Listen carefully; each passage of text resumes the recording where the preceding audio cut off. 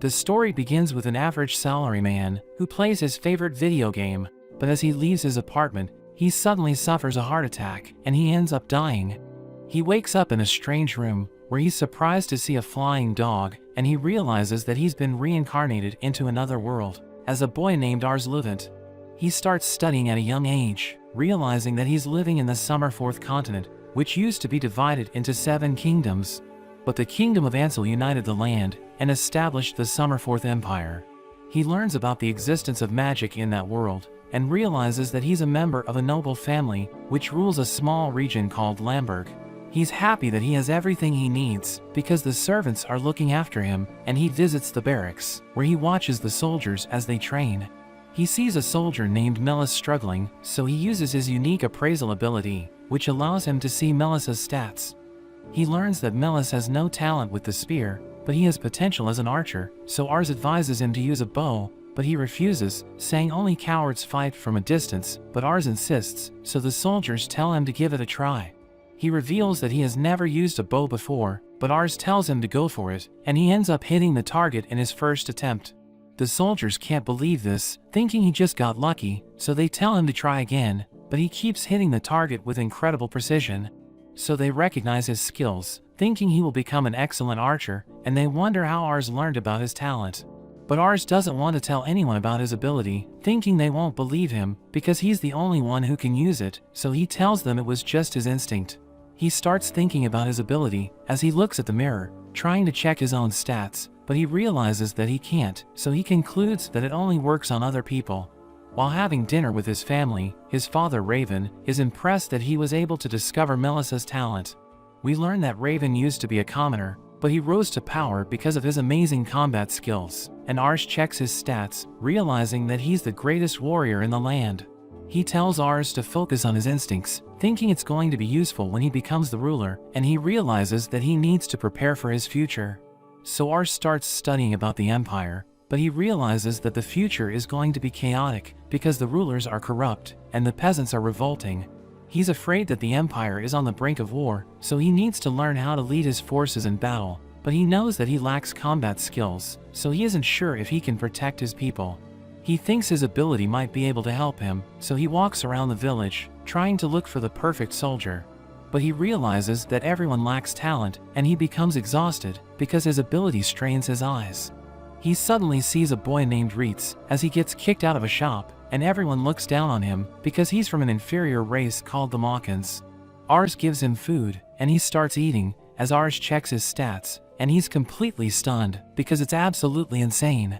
Reitz is about to leave, but Ars follows him, inviting him to become his retainer, because Ars wants to gather the cream of the crop so that he can strengthen his army. Reitz doesn't believe him, thinking he wants to play a game, but he explains that he's a noble, showing Reitz the Leuven family crest, and telling him that he has immense potential. But he thinks he's going to cause trouble for Ars, because everyone hates Mawkins, so he declines, and he starts walking away. But Ars refuses to give up, telling Reitz that he can eat as much as he wants if he becomes a retainer, so he ends up changing his mind.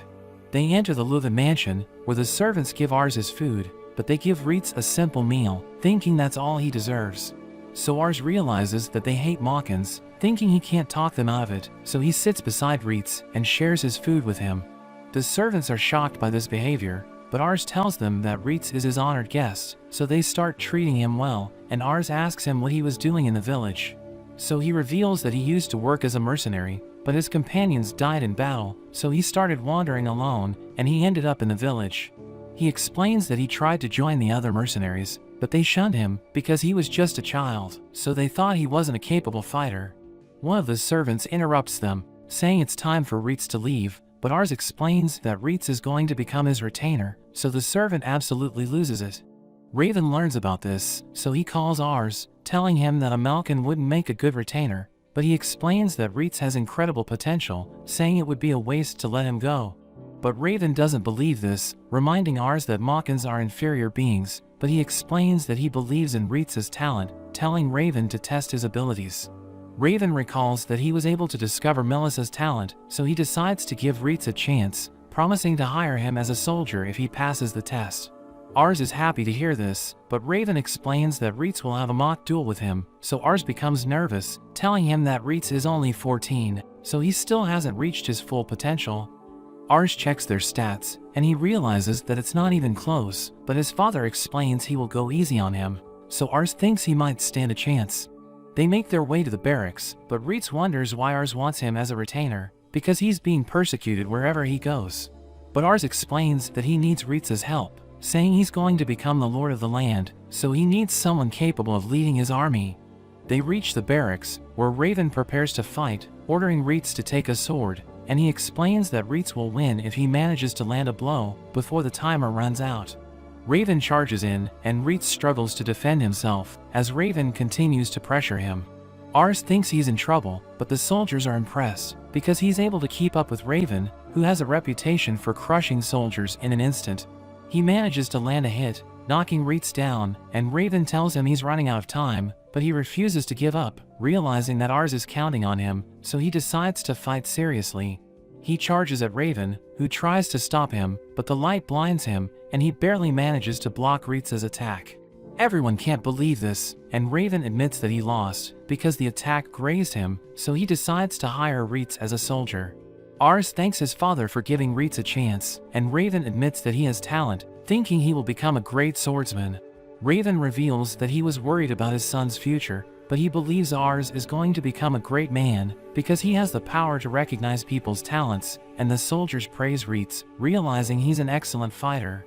After some time, we see Reitz wearing his uniform, as he accompanies Ars, who wonders why he's taking on servant duties, so he explains that he wants to help as much as he can. He reveals that he always dreamed of serving a lord, knowing he would have died if Ars didn't take him in, so he wants to spend the rest of his life serving him. After a few months, Reitz has been accepted by everyone, and he even receives tutoring, which further increases his ingenuity stat, making him one of the most knowledgeable people in the house. He gives Ars a lesson about the Summerforth Empire, mentioning how the Ansel Kingdom was able to conquer the other 6 kingdoms over 200 years ago, but the empire is now in a dire situation, because the current ruler Bydris is just a child, and his power is held by his retainers, who are involved in factional rivalries, causing the central authority to be corroded, leading to more revolts, and governors that defy the crown. Ars thinks that the conflicts will only continue to grow, so he must prepare and gather the most talented people to his side. He wonders where the next conflict might be, and Reitz mentions their province of Missian, because the governor is old and in poor health, so there's a high chance he will die in the next few years. He has 2 sons, but hasn't decided on who will succeed him. They both seem to want the position, so there's likely to be a war. Ars wonders who his father would side with, and Reitz thinks it would be the older brother, since it's his right to succeed.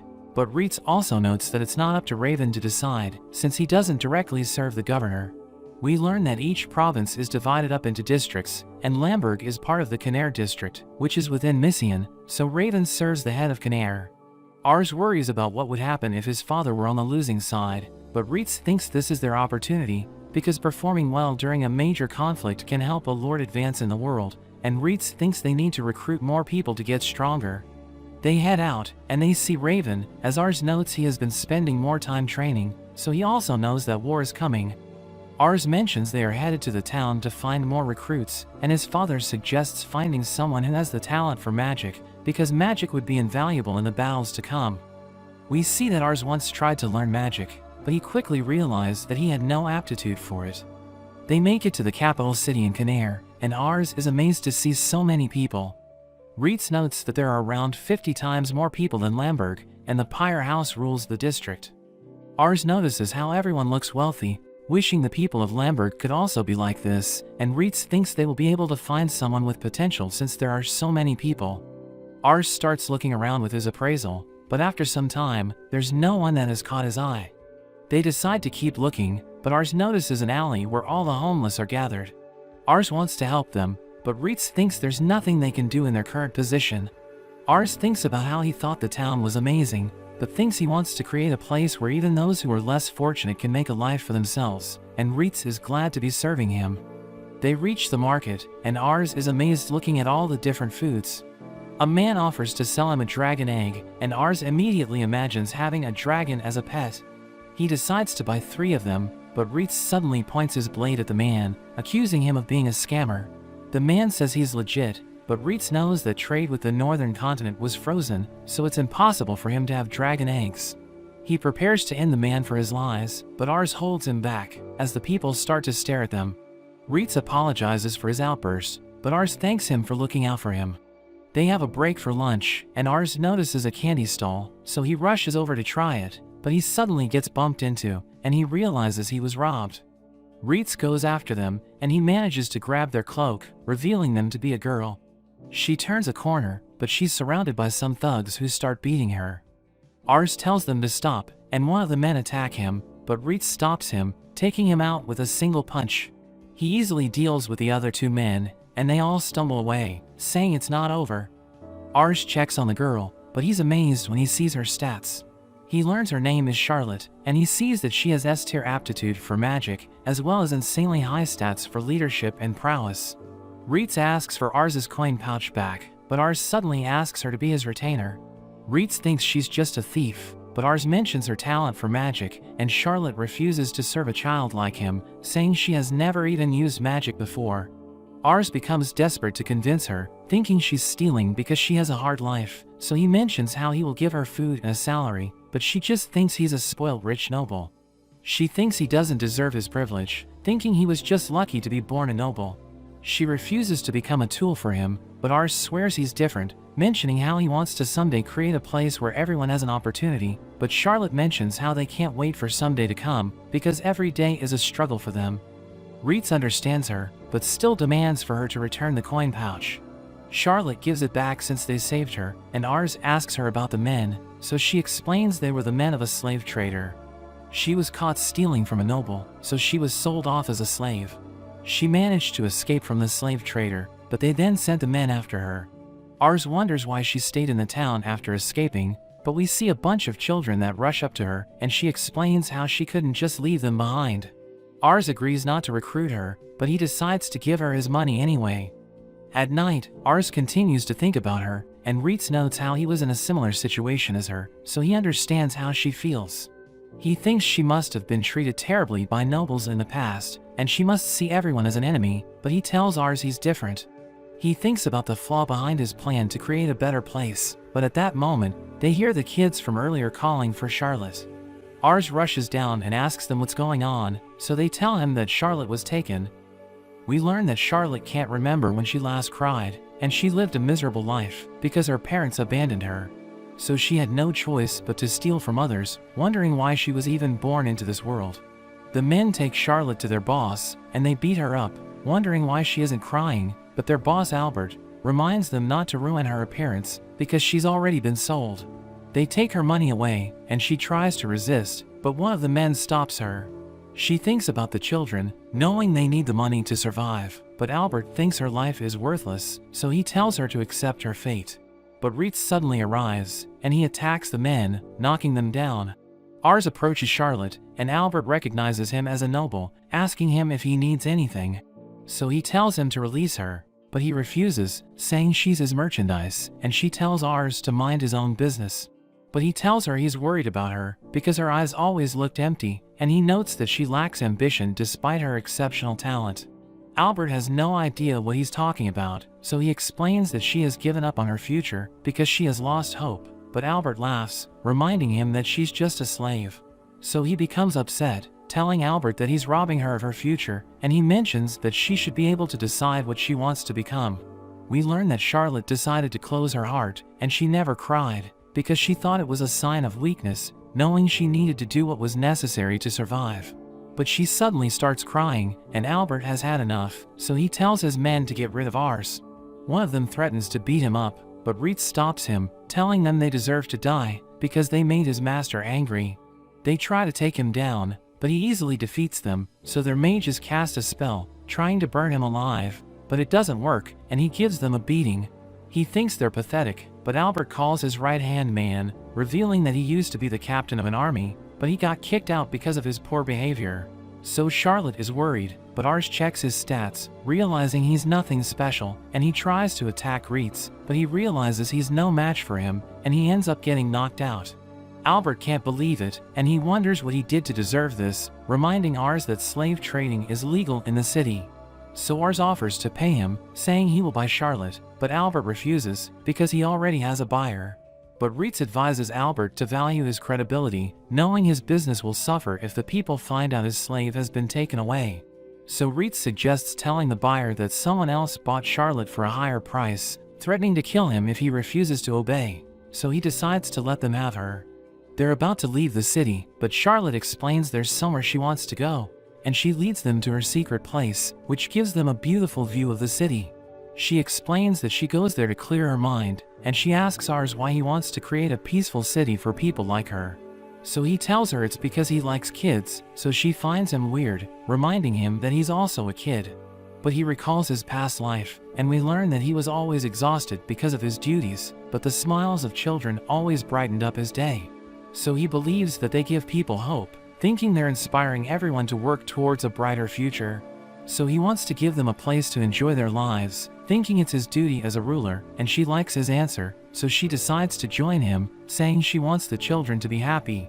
Reitz decides to test her, so he gives her a magical pendant, telling her to cast a spell while wearing it, but she explains that she has never used magic before.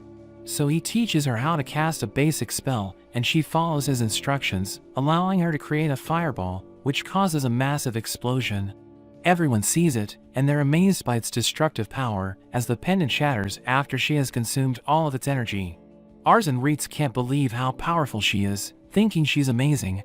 She asks Ars if he's going to give her food and shelter, so he confirms this, saying he will even give her a salary. So she asks him if he can give her salary to the children in the city, because she wants to help them survive, and he promises to do this, so she decides to serve him to the best of her abilities. She says goodbye to the children, and they start crying, as Ars notes that he was able to recruit talented vassals, thinking they will serve as valuable assets to his family. But he wonders if he'll be able to fulfill his duties, because everyone has high expectations for him, but he's determined to achieve his goal. They start traveling, but they see Charlotte eating like a pig, so Reitz thinks they need to teach her basic manners, because she'll be joining Ars during his gatherings. But she isn't interested in learning it, thinking it's a waste of time. They reach the mansion, but Raven refuses to let Charlotte join the army, thinking she's worthless. But Ars tells her to display her powers, so she casts a spell, and Raven can't believe how powerful she is, so he agrees to let her join. 3 years later, we see Raven's army returning from battle, and we learn about their territorial dispute with the Duchy of Sayetz, which forced Raven to serve in the military. Ars asks him about the battle, so he explains that they crushed the enemy, saying Charlotte's magic led them to victory. We learn that she's now recognized as the strongest mage on the battlefield, and she leads the magic unit, which is an indispensable part of the army. We see that Ars has newborn siblings, and they both have remarkable talents, so he thinks they will be able to support the family in the future. Reitz tells him about the Kiska brothers, saying they're from a hunter family that just moved into Lamberg, and they appear to be talented. So Ars decides to look for them, and Charlotte volunteers to go with him. They search around the woods, and they see a creature running away, but an arrow takes it out in one shot, and a pair of hunters arrive.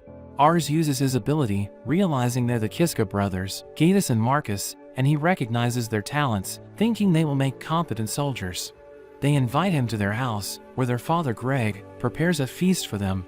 Charlotte tastes the food, saying it's delicious, and Gatus explains that it's the creature they just hunted, which is called a suwu. Greg asks Ars what he's doing in the woods, so he explains that he wants to invite Gatus and Marcus to join the army, because he knows they're talented, and Greg is overjoyed to hear this. He tells Ars that he has another son named Rizal, but he isn't as capable as his brothers, and they see him taking bread from the table, so Greg scolds him, telling him to greet their guests. Ars uses his skill on Rizal, realizing he's a genius, because his intellect is off the charts. So Ars tells Greg that he wants to make Rizal his vassal, but Greg thinks it's a bad idea, saying he will just cause trouble. But Ars asks him if he wants to join them, and he becomes frightened, thinking he needs to go to the battlefield, so he refuses, telling Ars that he doesn't want to die. He returns to his room, and Greg tells Ars that he's been locking himself in his room ever since his mother died, so he doesn't have any life skills. But Ars explains that he's a genius, thinking he will make an excellent tactician in the future. Ars enters Rizal's room, realizing he's reading a book, but he explains that it's the only one they have in the house, and his mother used to read it to him. He explains that the book gives him peace of mind, so Ars invites him to his library, saying he can read as much as he wants. He initially refuses, because he doesn't trust Ars, but he wants to read more books, so he decides to go, but he says he'll bring his brothers with him. They head to the mansion, where Ars introduces Charlotte to Gaius and Marcus, and she shows them around the barracks, as Rizal enters the library, where Ars tells him to read the books that interest him. Ars orders Reitz to take care of him, saying he also needs to study, so he leaves the library. But he ends up falling asleep, and he realizes that he left Rizal in the library for hours, thinking he must have left already. So he returns to the library, where Reitz tells him that Rizal fell asleep after reading countless books. Ars uses his skill, realizing that Rizal's intellect is increasing, so he notes that Rizal is able to learn extremely fast. His brothers join them, thinking he just wasted time in the library because he was never taught how to read, and Ars is surprised to hear this. Rizal wakes up, and Ars asks him how he's able to read books, so he explains that he was able to learn it just by observing his mother, and everyone finds this difficult to believe. The next day, Ars visits the brothers, telling them to use traps to catch the Suwu. Rizal explains that he read about traps, so Ars tells him to use his knowledge to capture them, and his brothers support him, so he decides to give it a try. After some time, Greg sees Rizal's invention, realizing that it was able to capture multiple Suwu. He explains that he's worried about their father, because his brothers will become soldiers, so Greg is going to have a hard time hunting for food. So he created the trap, revealing that he painted the fence yellow, so that the Suwu will charge in. Greg notices herbs hanging above them, so Rizal explains that young Suwu and their mothers dislike the smell of it, so it's meant to keep them away, because he wants the Suwu to keep reproducing. His brothers think he's amazing, but Greg tells Rizal to leave the house with his brothers, telling Ars to take care of them. So Rizal thinks his father hates him, but Ars thinks there's a good reason why Greg is behaving this way. That evening, Rizal thinks about his mother, thinking his father hates him because her health declined after she gave birth to him, so he blames himself for her death. But he suddenly hears Greg talking to his brothers, and Gaius wonders why he's treating Rizal so harshly. So he explains that he wants Rizal to hate him, thinking he has failed as a father because he wasn't able to recognize his son's talent. He reveals that he loves Rizal, and he wants him to reach his full potential, but Greg thinks he's getting in the way. So he wants Rizal to forget about him, telling Gaius and Marcus to support their brother. The next day, Ars arrives to take the boys away, so they prepare to leave, and Greg starts chopping wood. But Rizal approaches him, saying he doesn't hate him, and he promises to do his best. He tells his father that he wants to see him again, and Greg is overjoyed to hear this, saying he'll be waiting for them to return. 3 years later, we see Raven has become ill, and Ars thinks he's in no condition to fight, but his father says he has no choice given the state things are in.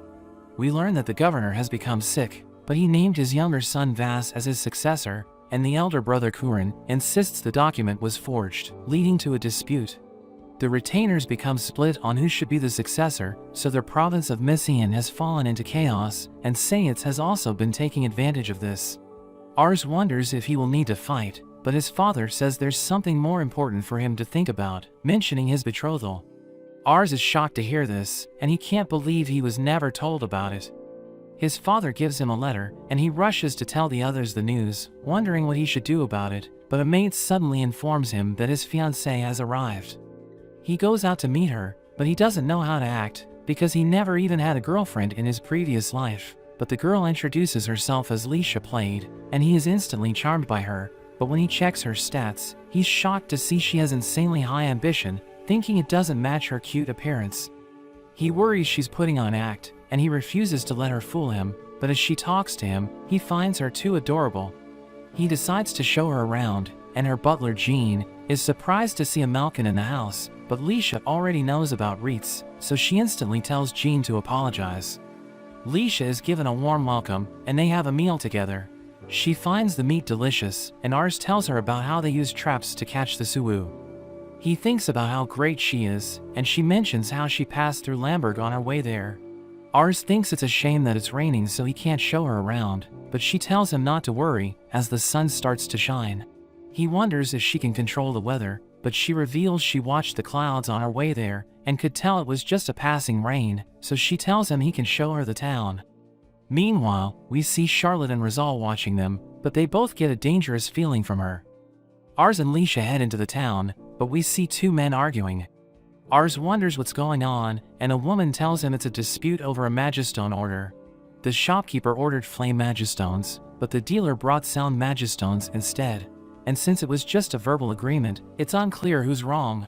Ars thinks he should try to resolve things, but worries about failing in front of Leisha. Charlotte appears, and she offers to solve things with force, but Leisha tells her to stop. Charlotte thinks she should mind her own business, but Leisha says she's a fan, and even Charlotte is charmed by her. Leisha decides to handle the situation, and asks Ars to grant her a favor if she succeeds. We see the men fighting, and Leisha approaches them. They wonder who she is, so she introduces herself as Ars's fiancée, and they are happy to hear this, thinking Ars is growing up. She offers to buy the sound Magistone, mentioning they are precious in her territory, and she reveals they have a volcano, so she can also sell the flame Magistone at a good price. But she says it was all Ars's idea. The men are happy he cares about helping them, and he tells them to write up a contract next time to prevent this happening again in the future. The situation is resolved, and Ars thanks Leisha for her help. After that, Leisha mentions her favor, and Ars wonders what she's after, but she just asks him to answer her question, wondering what kind of person he likes. Ars can't believe that's all she wants, but he knows he can't outsmart her, so he tells her he likes people who speak their minds and don't hide things from him.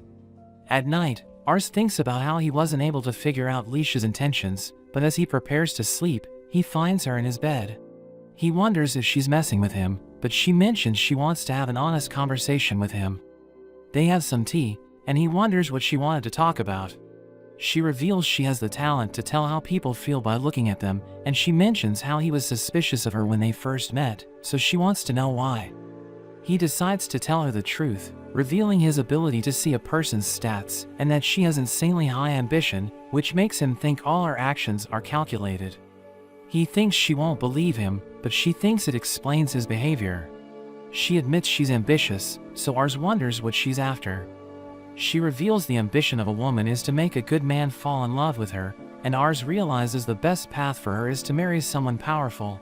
He thinks she's unlucky since their domain is small, but Leisha knows what he's thinking, saying that even though their territory is small, after spending the day with him, she still wants to marry him, thinking he shows great promise. Ars thinks he just has good people around him, but Leisha thinks that's exactly the reason why he'll be great, mentioning how everyone sees him as their family, thinking it might be the most important ability for a lord. She tells him she has fallen in love with him, but she decides to call it a night, and Ars is left stunned. He freaks out over not responding, but we see Leisha outside also feeling embarrassed, but she thinks about how it's the first time she has told someone how she really feels. We see Leisha leaving, and she notes how he still hasn't responded to her declaration. This makes him panic, but she tells him she can wait, but she has decided she will marry him. In a flashback, we learn that she hates the world of nobility, because everyone lies and backstabs just trying to secure their own positions. She hated her ability because of this, but one day, when she saw a girl getting married, she realized she could escape the world of plotting and scheming if she found a man who was strong enough. So she had no intention of marrying into Ars's house, thinking she needed to find someone stronger, but after spending time with him, she realized how kind and how loved he is, wanting to be a part of his world. So she's grateful to God for giving her power, and decides to help Ars with building his new world. We see Ars writing to her, telling her how his father is getting better, and that the conflict around the succession has calmed down, but he hopes to see her again soon, so he can tell her how he feels, thinking he also wants to marry her. 2 years later, we see Ars talking to the doctor about his father, but the doctor reveals that Raven's condition is getting worse, so he should prepare for the worst. Meanwhile in Arkantes, an assassin invades the castle, and he murders the Duke of Missian. So the soldiers surround him, but he jumps out the window and ends up dying. Raven tells Ars about the assassination, and he realizes that the succession dispute will reach its peak. So each district chief will need to choose between the two brothers, and he thinks the Canare district chief will choose the older brother. So they will need to follow him, telling Reitz to prepare the troops to act at any moment. He tries to get up, but he suddenly falls back onto the bed, because the pain is unbearable. Days later, Ars receives summons from the Canare district chief, and Reitz asks to go with Charlotte in his father's place, but Ars refuses, and decides that he needs to go. On the other hand, Leisha is worried, and she wonders why she hasn't received a response from Ars. The trio arrives in the Canare district, and Ars approaches the castle gate guard, showing the invitation letter, and explaining that they're representing the Leuven house. The guard realizes that the invitation is genuine, but he wonders if Raven would send a child. Charlotte wonders if he thinks they're lying, and the guard recognizes her as Leuven's Princess of the Flames, and Reitz as the Reaper, but Ars wonders why they have such nicknames. Reitz thinks the name doesn't suit him, as it makes him seem like a threat to everyone, but they think he's actually a dangerous person. The guard guides them through the castle, and they're greeted by a man named Renard, the right hand of the Canare chief.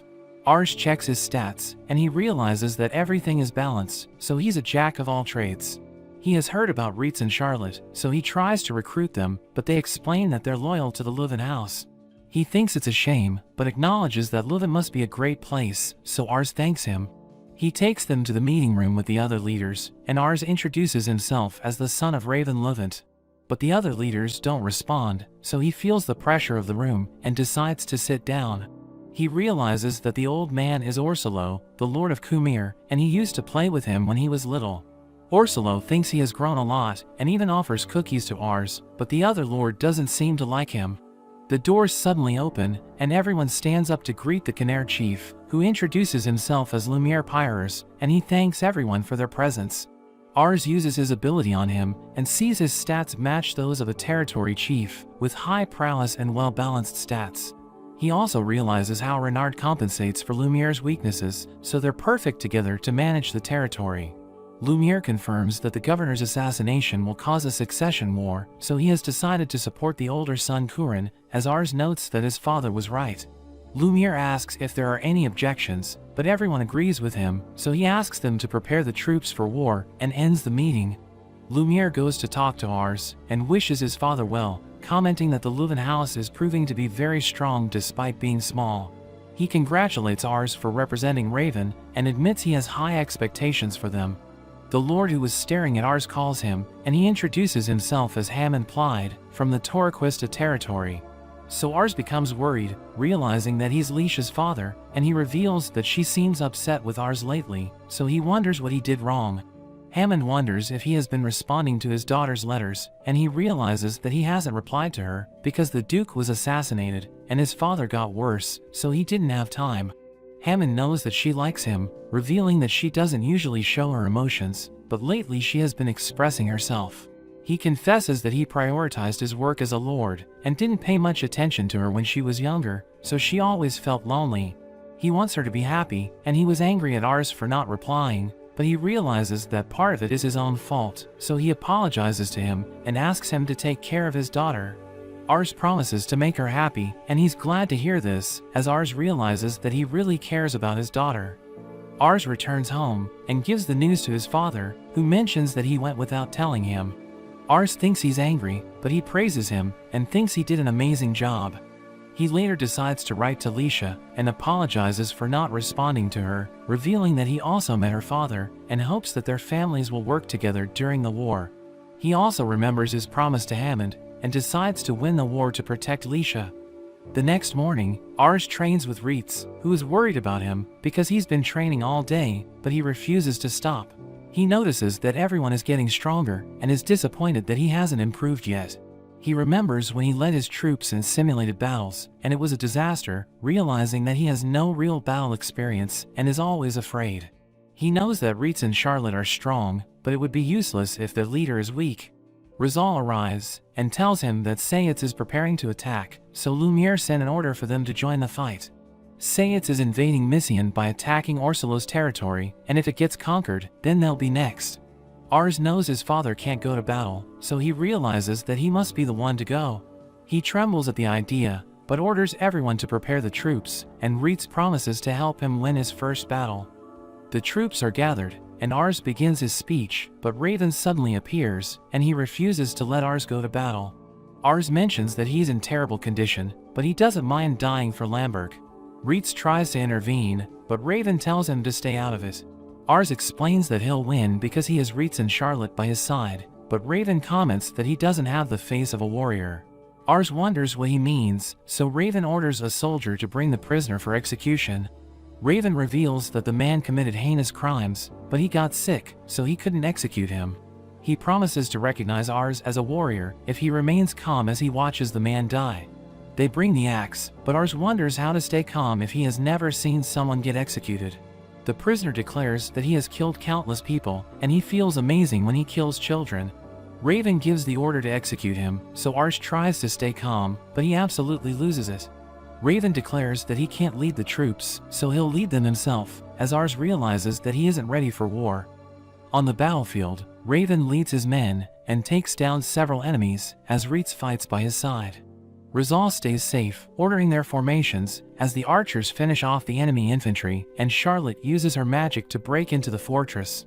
Raven and Reitz continue breaking the enemy formation to keep advancing, and they're able to take the enemy fort after a month, despite being outnumbered.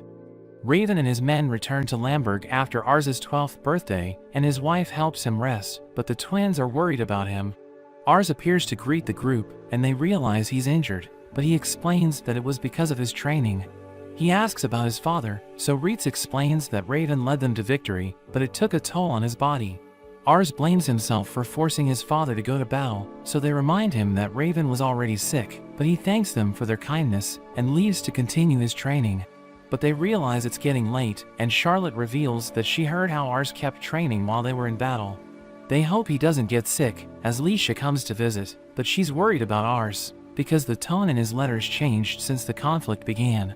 She asks if he's okay, as Charlotte and Rizal think Reitz should tell her, so he tells her that Ars is suffering because he can't fight, and blames himself for his father's condition. Lisha feels ashamed for not having done anything, so she goes to the training room and opens the door. She sees Ars being knocked down, as a soldier asks him to continue the next day.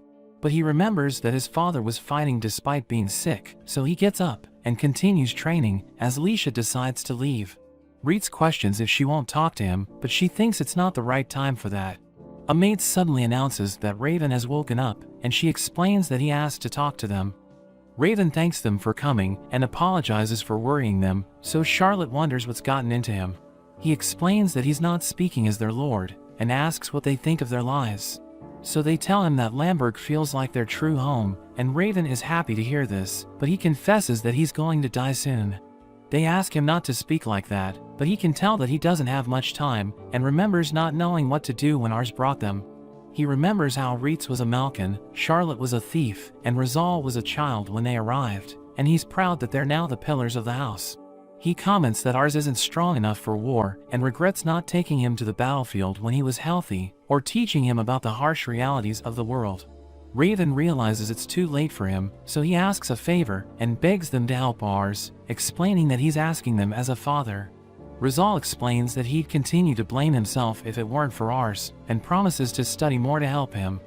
Charlotte promises to serve Ars, because he gave her life meaning, and she wants to experience the world he'll build, as Reitz promises to fight against anyone who stands in his way. They thank Raven for accepting them, and Reitz mentions that he also has a request to make. He opens the door, telling Lisha that Raven wants to talk to her, so she enters, as the other three leave the room. She introduces herself to Raven, who apologizes for seeing him in such a sad state, and asks if she remembers when they first met. She's surprised because she doesn't remember, so he confesses that he was the one who asked for her engagement to Ars. He saw her at a funeral, and thought she was wise despite her age, noticing that she's kind, and wanted someone like her by Ars's side. She's shocked to hear this, and Raven asks her to stay with Ars, despite their house being small, but she interrupts him, and mentions that Ars is doing his best to surpass him. So Raven realizes she's in love with Ars, and is relieved that he's in good hands. She leaves, and informs everyone that Raven wants to talk to Ars, so they go to the training room, and Lisha thanks Reitz for his kindness. Reitz remembers his time with Raven, and is frustrated by how cruel the world is.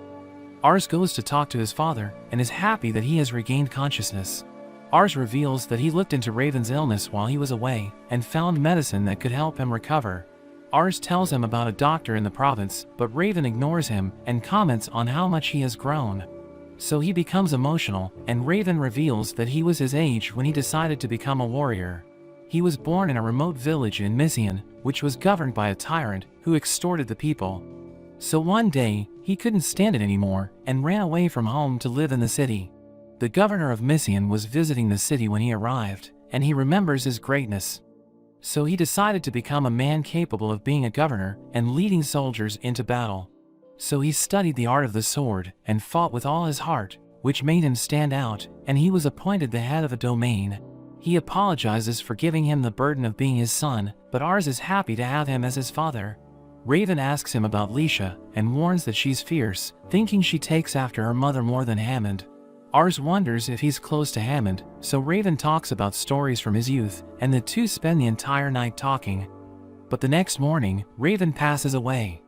They hold his funeral, and Ars comforts his siblings as they say their goodbyes. He confesses to the citizens of Lamberg, saying he's not as strong as his father, but he asks for their help so that he can protect everyone. This moves the people, so they promise to give their support, encouraging him to do his best, and the others remember their moments with Raven.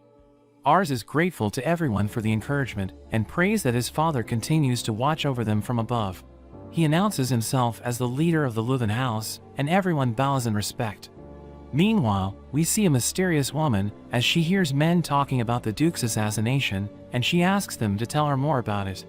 3 months pass after Raven's death, and Ars goes to his father's grave, telling him he's still getting used to his responsibilities as the Lord, but he's managing thanks to everyone's help. He thinks he'll never be able to match him, but he'll do his best to fulfill his duties, so he joins his group, and they set off for Canaire. They attend the meeting between the lords, and Lumiere asks them to pray in honor of Raven before starting. He officially announces Ars as the head of the Leuven house, and Ars declares that he'll do his best to fulfill his duty. Orsollo notices that he's more confident, and everyone sees him as an equal, so they have high hopes for him. The meeting begins, and Lumiere talks about the hostilities between the brothers, Courin and Vass. Courin was able to raise an army, but Vass is in Arcantes, the capital of Mysian, so he has more soldiers and resources. But Renard mentions that Courin is in the commercial city of Semplar, which gives them economic superiority. Renard thinks the power of both cities is balanced, so the loyalty of the surrounding districts will be the deciding factor. Courin is trying to secure the neighboring districts, but the district of Perina refuses to yield to the pressure. Perina is a minor domain with a small army, but the shortest route to attack Arcantes passes through it, so they need to capture it to gain strategic advantage. Lumiere explains that he wants to avoid unnecessary fights, but the resistance at Perina forces him to subdue the area. Everyone seems determined, but Ars asks for permission to try to convince Perina to join them, and this catches them by surprise. Days earlier, we see that Rizal suspected Perina's behavior, as they're too vulnerable to an attack from them. So he wonders why Perina is trying to resist, and thinks they shouldn't attack before knowing their reasons. Ars asks for suggestions, so Reitz suggests hiring a group of mercenaries called Shadow, which specializes in gathering information. Ars asks him to contact them, so Reitz agrees, and Rizal advises Ars to offer to handle Perina if the topic comes up during the council. Back at the meeting, Ars explains his suspicions to the lords, so Lumiere is convinced, and asks him to try to find out what's going on. Ars is relieved that the meeting is finally over, since it still makes him nervous, but everyone comments that he was amazing. They suddenly notice the orphans greeting them, and Charlotte can't believe how much they have grown. She gives them smoked meat, as Ars realizes that they're doing well in the orphanage he built, and we learn that he ordered his people to take in as many street children as possible. He realizes that they have grown a lot, as they start expressing what they want to do after leaving the orphanage, thanking Ars for changing their lives. He mentions that Charlotte sends most of her salary to help run the place, so they also thank her.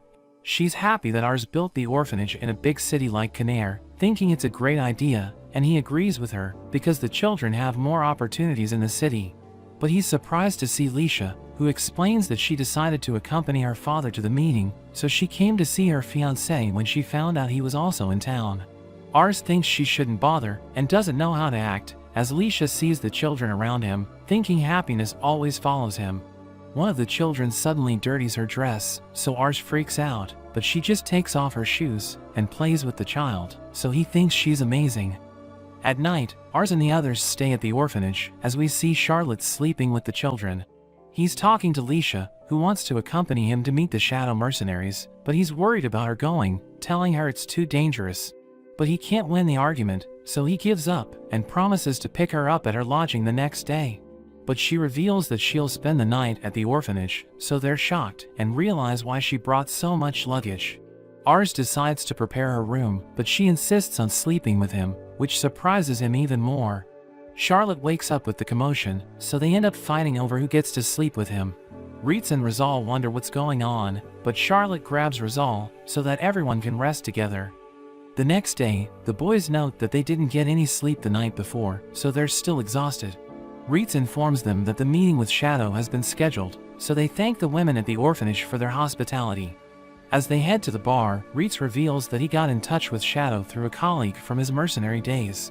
He explains that mercenaries have different specialties, and Shadow's work includes more espionage and information gathering, but sometimes even assassinations.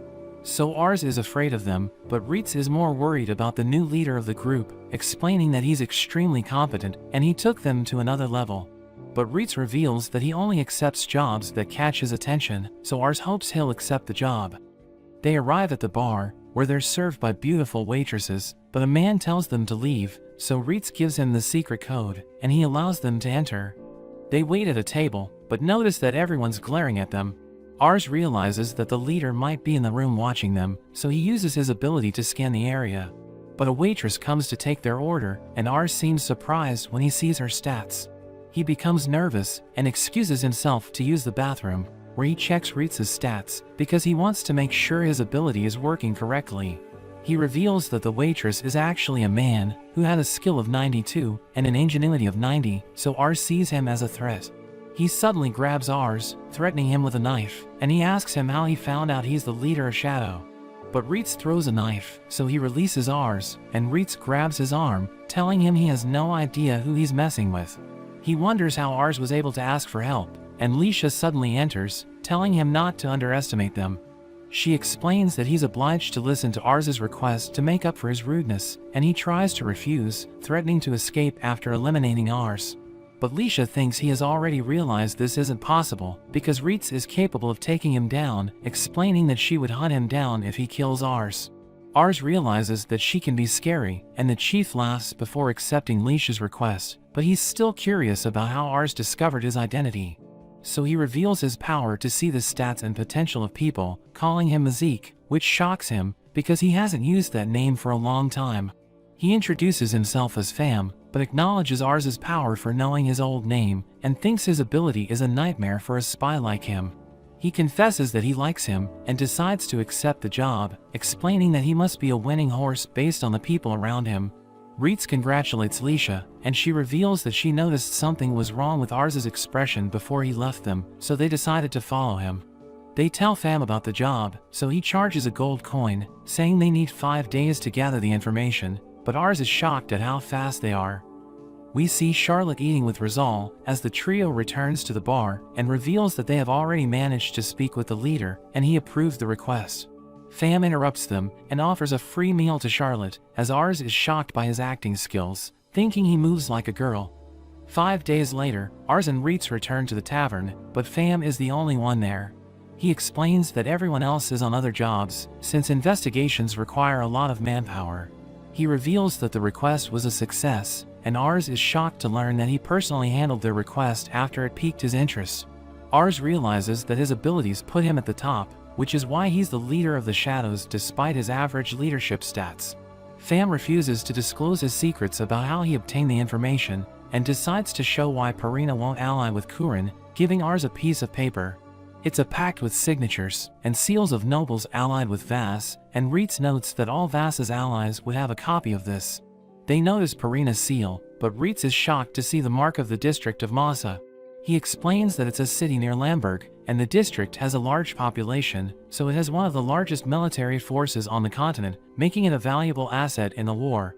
Ritz was happy that Massa had also allied with Kurin, but it seems they have betrayed them and will side with the younger son.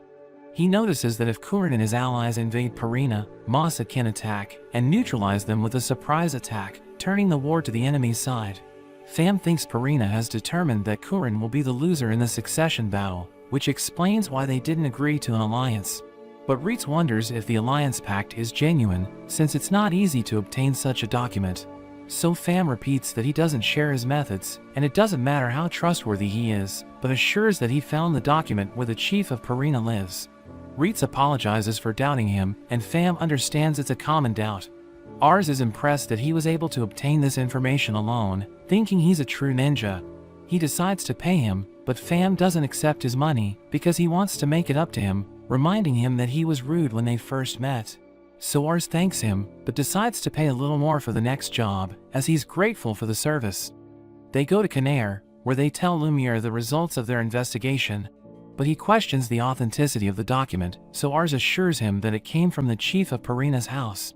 Lumiere is surprised, since Adam, the chief of Massa, always thought highly of Kurin, and orders Renard to send the document to the other lords. He praises Ars for finding it, because it helped them avoid a bigger problem. Renard takes a closer look at the paper, and notices something wrong with the signature and seal of Massa. He compares it with another document from the same district, and the differences become clear.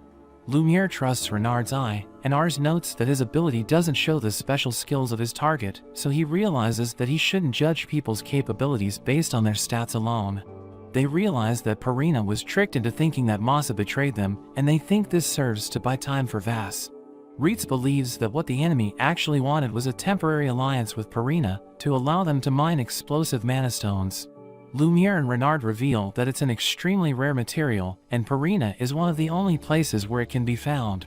It allows mages to use powerful spells and weapons, so Vass likely wants to use the false alliance to mine as many stones as possible.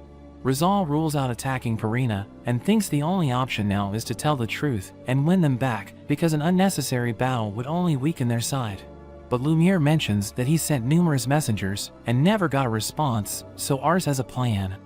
Ars manages to get an audience with the chief of Purina, after writing a letter pretending to want to ally with Vass, and the chief wonders how he got his alliance paper. They discuss the sudden change of sides of the Massa district, and how crucial it is for the war, as Ars mentions that small territories have to make sure they're on the winning side. But he wonders if the alliance paper is real, so the chief explains that he personally received the paper from Vass. But Ars reminds him how the chief of Massa has served Kurin all this time, and wonders why he would betray his lord, asking the chief to reflect on why they choose to risk being surrounded by enemies.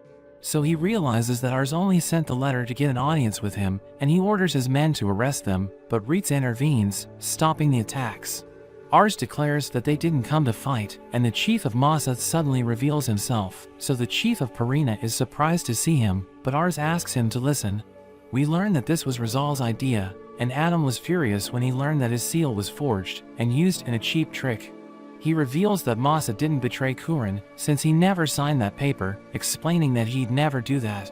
Adam asks the chief if Purina is still on Vass's side, so he declares his intention to join Kurin's side, begging them to take him back after what he did. Adam mentions his duty as a count, so he understands that he was probably doing what's best for his people, but can't deny that he was easily deceived by a failure to investigate the matter. He remembers that Ars is responsible for clarifying everything, so he decides to leave the decision to him. Ars decides to forgive him, thinking everyone makes mistakes, and is happy to have resolved this without a fight. The chief of Purina feels ashamed, but he's also grateful, and he promises to help in the best way possible. Adam notes that the matter has been resolved, and also thanks Ars for avoiding an unnecessary fight, hoping for good things from him in the future. Ars returns home, and tells his father everything that happened, noticing that Vass is extremely intelligent for thinking up such a plan. Ars thanks Rizal and Ritz for their help in avoiding the fight, and Ars wishes to become a great lord to continue protecting Lemberg. One of the maids runs up to them, telling them about Lumiere's arrival, and he has come to pay his respects to Raven. He also reveals that Kurin wishes to meet Ars, who is terrified to hear that Kurin is interested in him after hearing how he handled the Purina incident.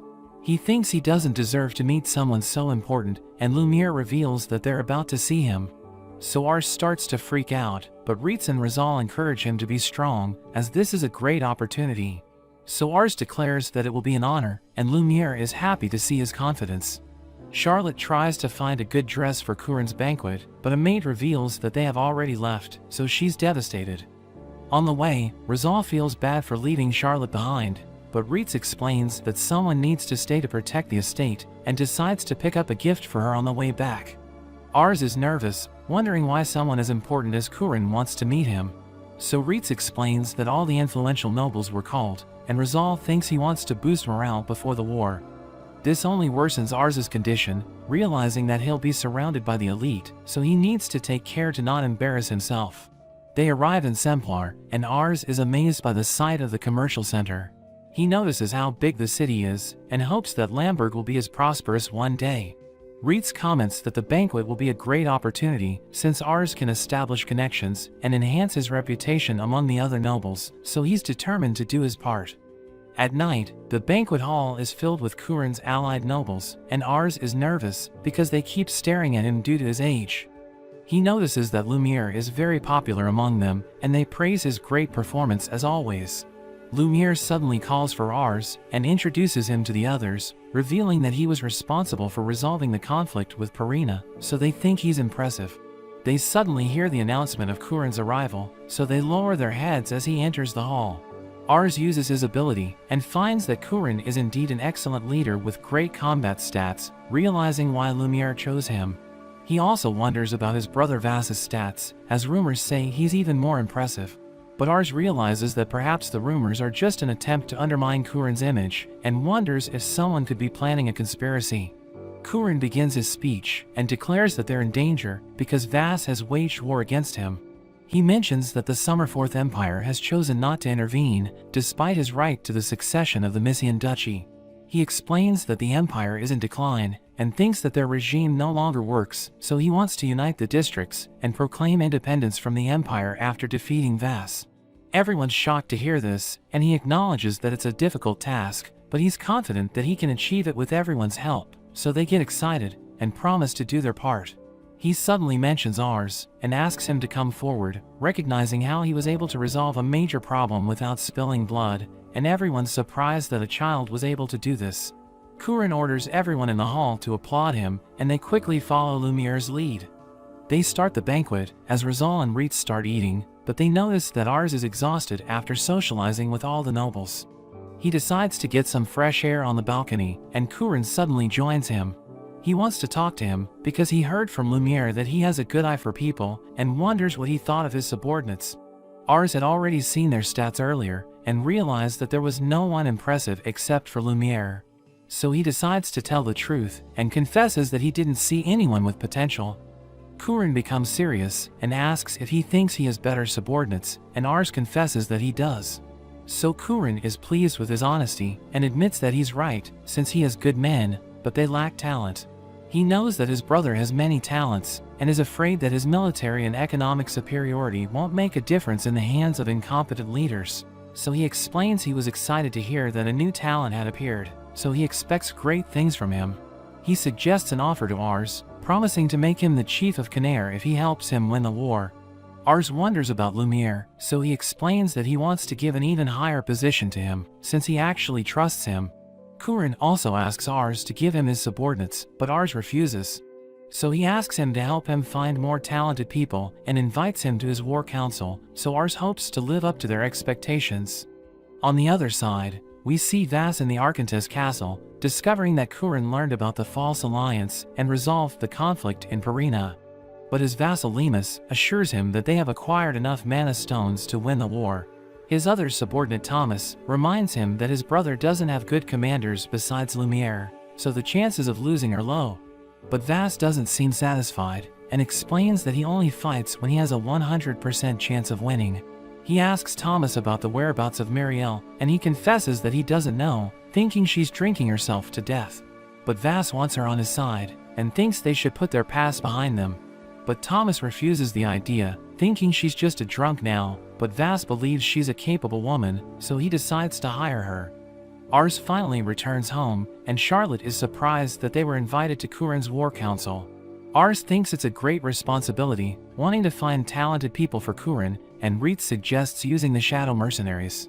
So the next day, they meet with Pham and offer 20 gold coins if he finds someone capable, so he promises to complete the job. They leave the bar, and a person bumps into Ars, knocking him down, so she helps him up, but Reitz scolds her for the incident. We learn that this is Marielle, and she asks for a job at the bar, since she's homeless, but she can tell that Pham is a man. The bartender appears, telling her they aren't hiring, and he remembers her as a bad customer, so he wants her to leave, but Pham stops him, finding her interesting. He wonders what he's doing, but she caught his attention because she was able to see through his disguise. So he introduces himself to Marielle with a fake name, and he hires her. But her first day is a disaster, as she keeps messing up orders and drinking while she's working. After they close, Pham decides to ask her some questions, and Marielle realizes he has ulterior motives, but answers anyway. She explains that she used to work for the Duke of Missian with her brother, and heard that he died recently. The bartender thinks she's lying, but Pham believes her and offers her a better job. Ars receives a letter from Pham, who mentions that he found someone, and he announces that they'll be visiting the mansion. Pham arrives and introduces Marielle to them, but Ars realizes she's the person who bumped into him. The trio doesn't think she's anything special, and Reitz asks Pham if he's sure, so he assures them she's as talented as any of them. Marielle is impressed that the Lord of Lamberg is a child, and asks him if he'll hire her. So Ars uses his ability on her, realizing that her stats are insane, so he thinks she's a monster. Pham mentions that she used to work for the Duke, so Ars finds her impressive. But Reitz knows about her reputation, and he warns Ars that her brother Thomas is working for Lord Vass. She explains that she doesn't get along with him, but Reitz doesn't believe her, telling Ars not to hire her, but he decides to accept her as his vassal anyway, because he knows she has incredible talent. The next day, Reitz complains about Marielle's behavior, saying she isn't fit to be a vassal, because she's always slacking off, and she even leaves work just to sleep in her room. So he thinks she's a lost cause, telling Ars to fire her immediately. Rizal suddenly joins them, saying he doesn't want Marielle to teach him, because she told him to stop studying, and forced him to run instead, so he questions her methods, thinking she's insane. Ars tries to defend her, but they suddenly hear an explosion, so everyone panics, thinking they're under attack. But they realize that Charlotte was behind it, because Marielle asked her to demonstrate her powers. Ars tells them to be careful, but he realizes that everyone's upset, and we learn that they hate Marielle because she's giving them a hard time. But she tells them to accept her for who she is, and Ars warns her to behave, or he'll be forced to take action. She explains that she doesn't want to leave him, because he's the only person who accepted her for who she is, so she realizes that she needs to get along with the others. So she suggests having a mock battle, telling them to let her stay if she wins. Ars is against this, but Reitz wants to see what she's made of, so he decides to fight her. We see Ars gathering his men, but he's surprised to see Lisha, who reveals that she wants to watch the mock battle. He explains the rules of the game, saying everyone will be divided into 2 teams, and they will be fighting in the eastern forest until the sun sets. To win the game, they need to capture the enemy commander, or wipe out the other team, and Ars explains that if a soldier is hit on the head or chest, he will be eliminated from the game. Charlotte wonders if she can use magic, so Ars tells her she can't use fire spells, because it's too destructive, and he gives her magic potions, as she realizes that only light and sound magic are usable in the game. Ars is about to divide everyone into 2 groups, but he notes that nobody wants to join Marielle, because they all want her to lose. A soldier explains that Marielle will be fired if she loses, so he suggests letting the noobs take her side, and the soldiers start to argue. But she doesn't care, and they think she's despicable, so they all want to get rid of her. After that, we see Reitz's team in the woods, as Charlotte mentions that they're far stronger than the enemy team, but she thinks Marielle is amazing, so they shouldn't underestimate her. Rizal is their commander, and we learn that he's afraid of the girls, but he tells Reitz to do his best. Ars is the commander of Marielle's team, and we see that it's filled with noobs, so he thinks they're in trouble, thinking Reitz is going to destroy them. Marielle thinks he's a great fighter, and she knows that Charlotte's magic is devastating, so she's impressed that Ars was able to discover their talents. She mentions that her soldiers are weak, so they become upset, but she tells them she's just telling the truth, and she's confident that they're still going to win. She knows they don't like her, but she tells them she has a plan, and they decide to go with it. Reitz's team sets up traps in the forest, and he discusses their battle plan, knowing Marielle's team can't defeat them head-on, so they will probably use sneak attacks to gain the advantage. He suggests attacking them directly, saying he will lead half of the soldiers at the front, while Rizal's team follows him from behind. He believes Marielle will try to capture Rizal, so he tells him to use sound magic as soon as he gets ambushed, so that they can surround the enemies. He tells everyone to remain calm, reminding them that they have the advantage, and they decide to follow his plan, as Reitz leads his group to patrol the area. But they suddenly hear an explosion, realizing that someone fell for their trap. So they rush to the scene, and they see a mage from Muriel's team, who reveals that he wants to betray her, so he tells them about her plan. He explains that she knows what they're up to, so she's planning to lure Reitz's group into a trap, so that they won't be able to help Rizal when she attacks him. But Reitz doesn't trust the boy, thinking Ars would never agree to her plan, so he admits that he was lying, saying Muriel wanted him to fake a betrayal, but he explains that he hates her, so he wants her to lose. He tells Reitz's team about her real battle plan, revealing that she's planning to surround them after she lures them to a certain area, and he mentions that she will make her move after he uses sound magic. But Reitz still doesn't trust him, so he tells him to surrender his wand, and he agrees to this, but Reitz suddenly orders his men to capture him. He asks Reitz why he's doing this, so he explains that he finds him suspicious, and the soldier realizes that he's hiding another wand. So Reitz asks him if he was planning to use it to cast sound magic, and he tries to deny this, but Reitz intimidates him, so he becomes scared, and he admits to it. Reitz thinks the enemy is still waiting for the signal, so he plans to attack them from behind. He leads his men around the woods, and they see a group of enemy soldiers waiting nearby, so they launch a surprise attack. But they immediately realize that the soldiers are all dummies, and Muriel reveals that everything went according to her plan, telling the boy that his acting was amazing. Reitz asks her why she's alone with Ars, reminding her that all they need to do is capture him to secure victory. But she reveals that she's confident in her ability to escape, and she starts carrying Ars, as she challenges them to catch her if they can. So Reitz orders everyone to attack, and they start hunting her down. We see Lisha and the others cheering, and Ars thinks they're going to get caught, but Muriel tells him not to worry. Reitz is determined to win, but his men suddenly trip over. They all run into traps, and even Reitz is caught, but he jumps back out. He charges right through the other traps, so Muriel uses her sound magic on them. They're all stunned, and wonder where Muriel went, but Reitz manages to see her. He continues to chase, and Muriel notes that they haven't gotten the signal yet. Meanwhile, Lisha gets jealous of Muriel since Ars is holding onto her, so she cheers for Reitz to win. We see Rizal's group, as Charlotte wonders if they should regroup with Reitz, but they are suddenly found by Ars's soldiers, who activate their signal. Rizal notes that this is only half of Ars's soldiers, so she thinks they have the advantage in an even fight. He orders his men to attack, and Ars's soldiers know they aren't as strong, but they remember Muriel talking about how the other soldiers called them weak, so she thinks they should teach them a lesson. More of their soldiers suddenly appear, completely surrounding Rizal's group, and they start to fight. Charlotte runs away with Rizal, and she uses sound magic to get away from the soldiers, but this lets Muriel know their location.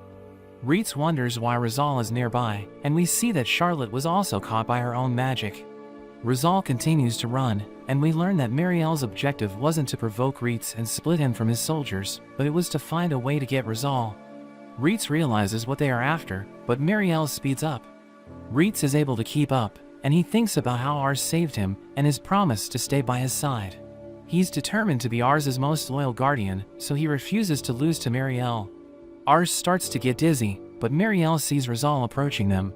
Reitz is about to catch them, but Ars throws his sound magic at him. Muriel prepares to attack Rizal, and Reitz refuses to stop, but Muriel manages to land the hit first, and Reitz admits defeat. Ars announces Muriel as the winner, and all of her soldiers celebrate. The veteran soldiers complain about their dirty tricks, but Reitz notes that there's nothing that's unfair in a battle, so they must accept the result. He still doesn't like Muriel's attitude, but acknowledges her ability, and hopes to learn from her in the future. Ars worries about Muriel ruining the moment, but she tells Reitz he was incredible, and she notes that Rizal's strategy to split up was the right thing to do. She thinks things are going to be interesting, and she compliments Ars for having such amazing retainers, wondering what he plans on doing. He mentions how he just wants to have a place where everyone can be happy, so she realizes he doesn't want a world with war, and she thinks he will need to become king to achieve his goal. Ars is shocked by what she means, but she tells him that he has what it takes. They all have a feast to celebrate the success of the mock battle, and Muriel outdrinks everyone. The soldiers ask her to teach them, but she notes that they're already getting the best training from Reitz, so there's nothing for her to teach them. Rizal realizes he needs to work on his stamina, thinking they could have won the battle if he ran faster. He always thought his tactics were enough since he's the strategist, but Marielle notes that if he gets caught or dies on the battlefield, more soldiers will be lost, so he needs to be able to stay alive. Rizal is determined to get stronger, but Charlotte suddenly runs into him, and Marielle tells her to fire spells at him to help him run faster. Ars is glad to see everyone getting along with Marielle, but he thinks about what she said about becoming the king. Reitz approaches him, and he apologizes for losing the mock battle.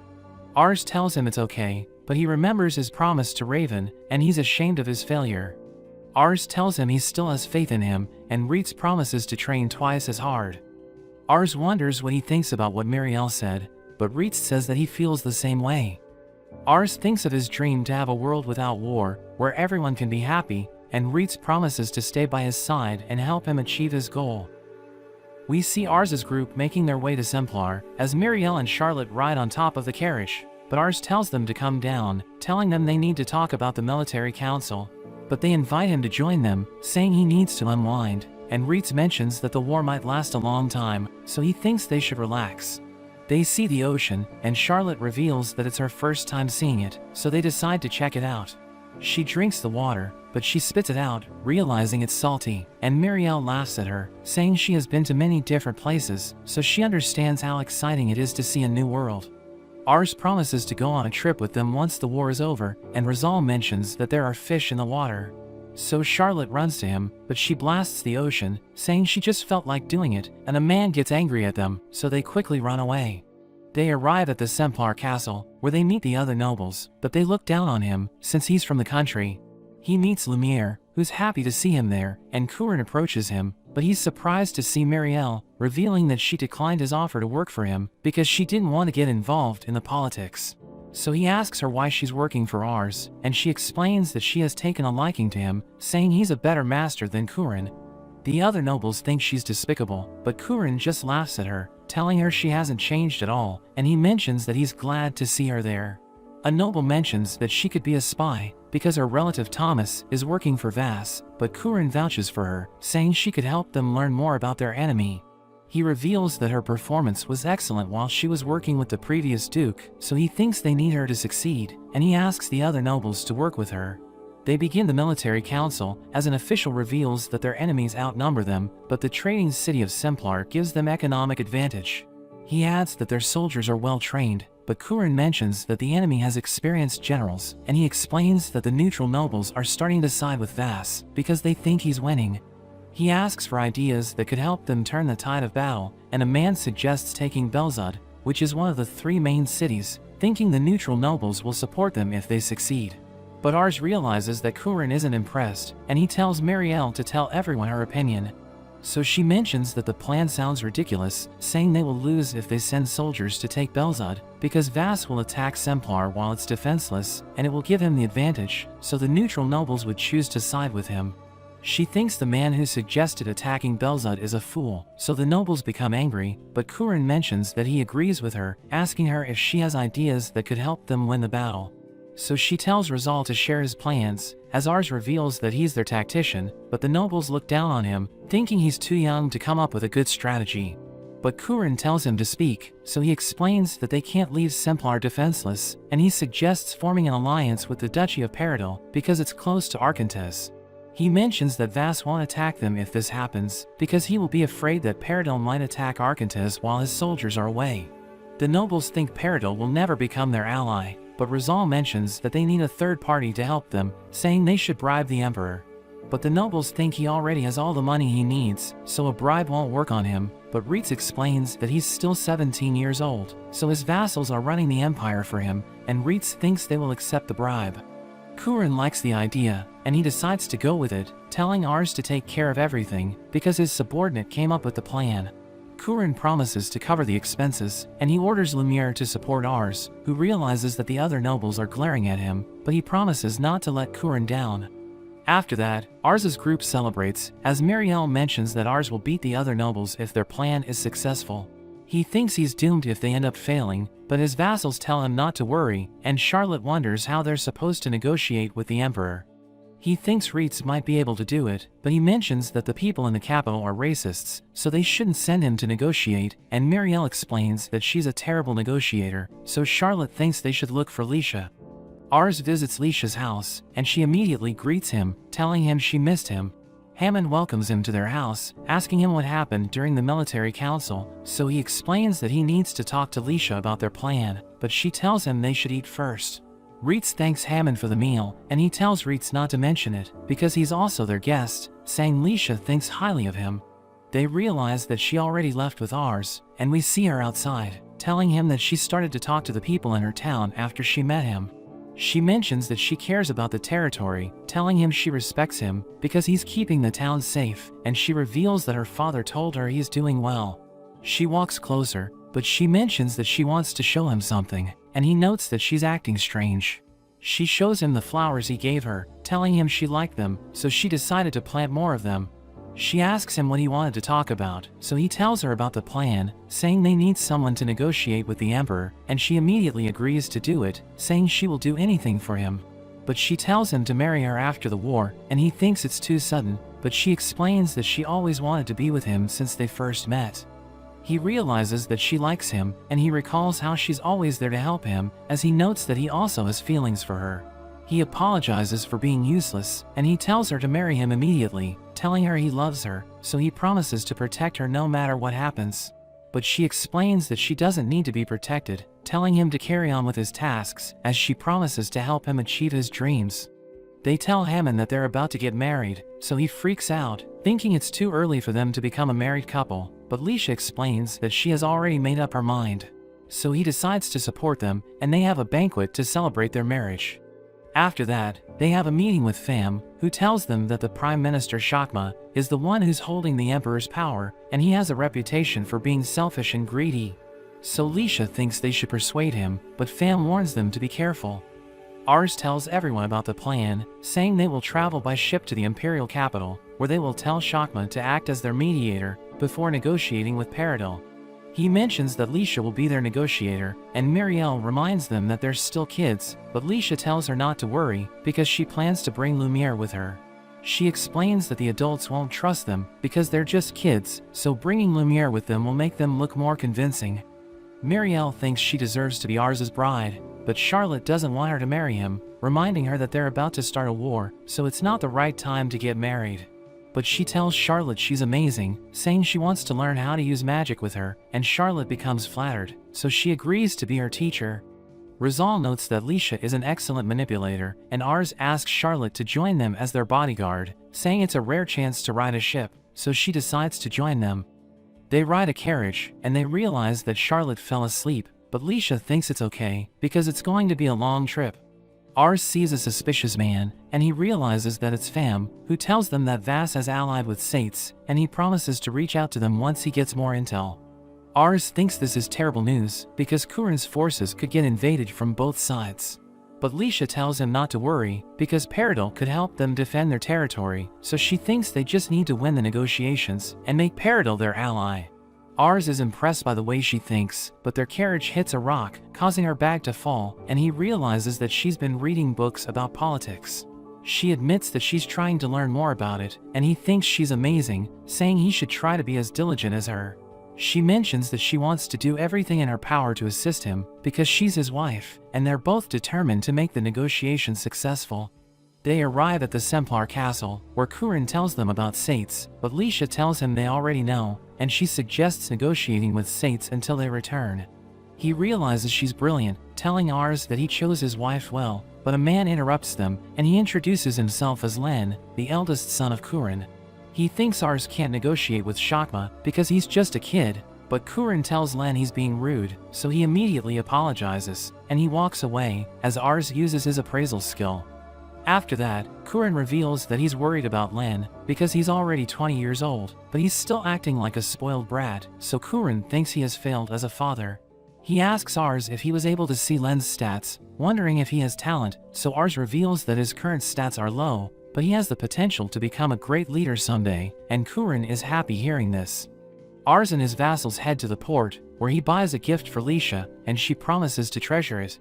They board the ship, and Ars thanks Lumiere for joining them, but they realize that Len is with them, so Ars asks him if Kurin gave him permission. But he explains that he's already an adult, so he can decide for himself, telling them he will help them succeed, but Ars is worried that he could ruin everything. Charlotte enjoys the journey because it's her first time riding a ship, but we see everyone getting seasick, and Len tries to pretend that he's okay, but he suddenly throws up. They see a group of men stranded at sea, and they decide to save them, but as Charlotte gives one of them water, he suddenly takes her hostage. He threatens to kill her if they don't hand over their belongings, but she burns his knife, and she blasts the men with her spell. They get tied up, and Len thinks they're pirates, so he plans to have them executed, but Ars asks them what they do for a living, because they were using a kitchen knife meant for catching fish. So one of them explains that they're fishermen, revealing that they used to borrow money from the Empire to go fishing. But the Empire ran into financial problems, which made it harder for them to get a loan, so they had no choice but to borrow money from merchants. But they're struggling to pay the interest, so they decided to commit crimes, saying they had to make money because they have families to feed.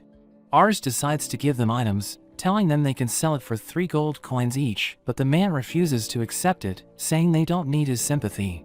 But he tells them it's a loan, telling them to use the money to go fishing, and pay him back once they've made enough money, telling them he won't charge interest. Len thinks they can't be trusted, but Ars mentions that he needs to believe in people so that he can gain their trust. He decides to let them go, and Charlotte hopes that someday they will come back. They arrive in the imperial capital, but they immediately realize that it's filled with homeless people, and they note that the nobles are extremely rich. Ars realizes that the gap between the rich and the poor is massive, and Leisha tells him to go ahead, saying she needs to prepare for the negotiation. The next day, they see Leisha wearing a new outfit, saying she found them in the imperial capital, but Ars wonders why she decided to change her clothes, so she tells him he's about to find out. They head to the castle, where they meet Shakma, and Ars checks his stats, realizing his intellect and ambition are high, so he thinks they will have a hard time negotiating with him. Shakma knows that they need the Emperor to mediate negotiations with Peridot, asking them how much money they can offer him. Leisha is about to tell him the amount, but we cut to the night before, as she tells everyone that they only have 2,000 gold coins to offer, so they will have to return to Semplar if Shakma demands a higher amount. She thinks they need to make him feel like he made a profit, so she decides to start with 500 gold, and he mentions that it's nowhere near enough, telling them he will need 5,000. But she tells him that the Imperial City's annual budget is lower than 5,000, so she thinks he must be joking, telling him she knows about the city's financial problem. She offers to give him 800 gold, but he demands more, so she increases it to 900, but he still refuses, and he's about to walk away. But she stops him, telling him they will pay him 1,000 gold, and she mentions that it's all they have. He accepts her offer, and Ars thinks she's amazing, because everything went according to her plan, but Len reminds them that they have 2,000 gold, and he wants them to give all of it to Shakma. So he realizes they were deceiving him, and he cancels the negotiation because he feels insulted. He mentions that he will change his mind if they give him more than 2,000 gold, and Ars tries to stop him, but he leaves the room. So Ars falls into despair, realizing they have failed, and he starts blaming Len for the disaster, but he still thinks he did the right thing, because he didn't want the Empire to think that Semplar is poor, but Leisha tells them to calm down. She chases after Shakma, and she apologizes for what happened, but he thinks she has no money left, so he tells her to return to Semplar. But she removes her clothes, and she offers to give it to him, telling him it's worth 500 gold.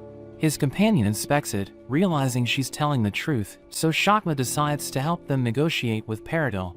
He wonders if Missian wants to become independent, so Len tells him they do, saying they aren't loyal to the Emperor. But Shakma doesn't care, telling them they need to pay close attention as they negotiate with Peridot. After that, they return to the inn, and Ars mentions that he was afraid because they ran into trouble, but Leisha tells him he didn't have to worry, because everything went according to her plan. She explains that their priority wasn't to keep the price as low as possible, but to reach a deal, saying they couldn't have wrapped things up if Len didn't reveal their budget. She mentions that she did her research, so she knows that Shakma wasn't satisfied with 1,000 gold, and he was just looking for an excuse to raise the price. Len's statement gave him the excuse he needed, and she knew he was going to walk away, so she decided to buy the dress before the negotiation, because she wanted to offer it to him as a final act of desperation. She mentions that it worked, because he was satisfied with their offer, and Charlotte thinks she's brilliant, but Len thinks they're evil, and he walks away, so Lumiere decides to talk to him. Len explains that he can't stand his companions, because they lied during the negotiations, thinking they can't be loyal to Missian, because they lack credibility. But Lumiere tells him he was born into power, so he never had to lie for his people, saying Ars and Lisha lied to protect Mission. But he runs away, as Lumiere recalls that he used to look after him, and he thinks Len has the potential to become a great leader, but he still has much to learn. A week later, a messenger from Paradil arrives, and we learn that Len never returned to the others after the incident, so Ars wonders what he's been doing all this time.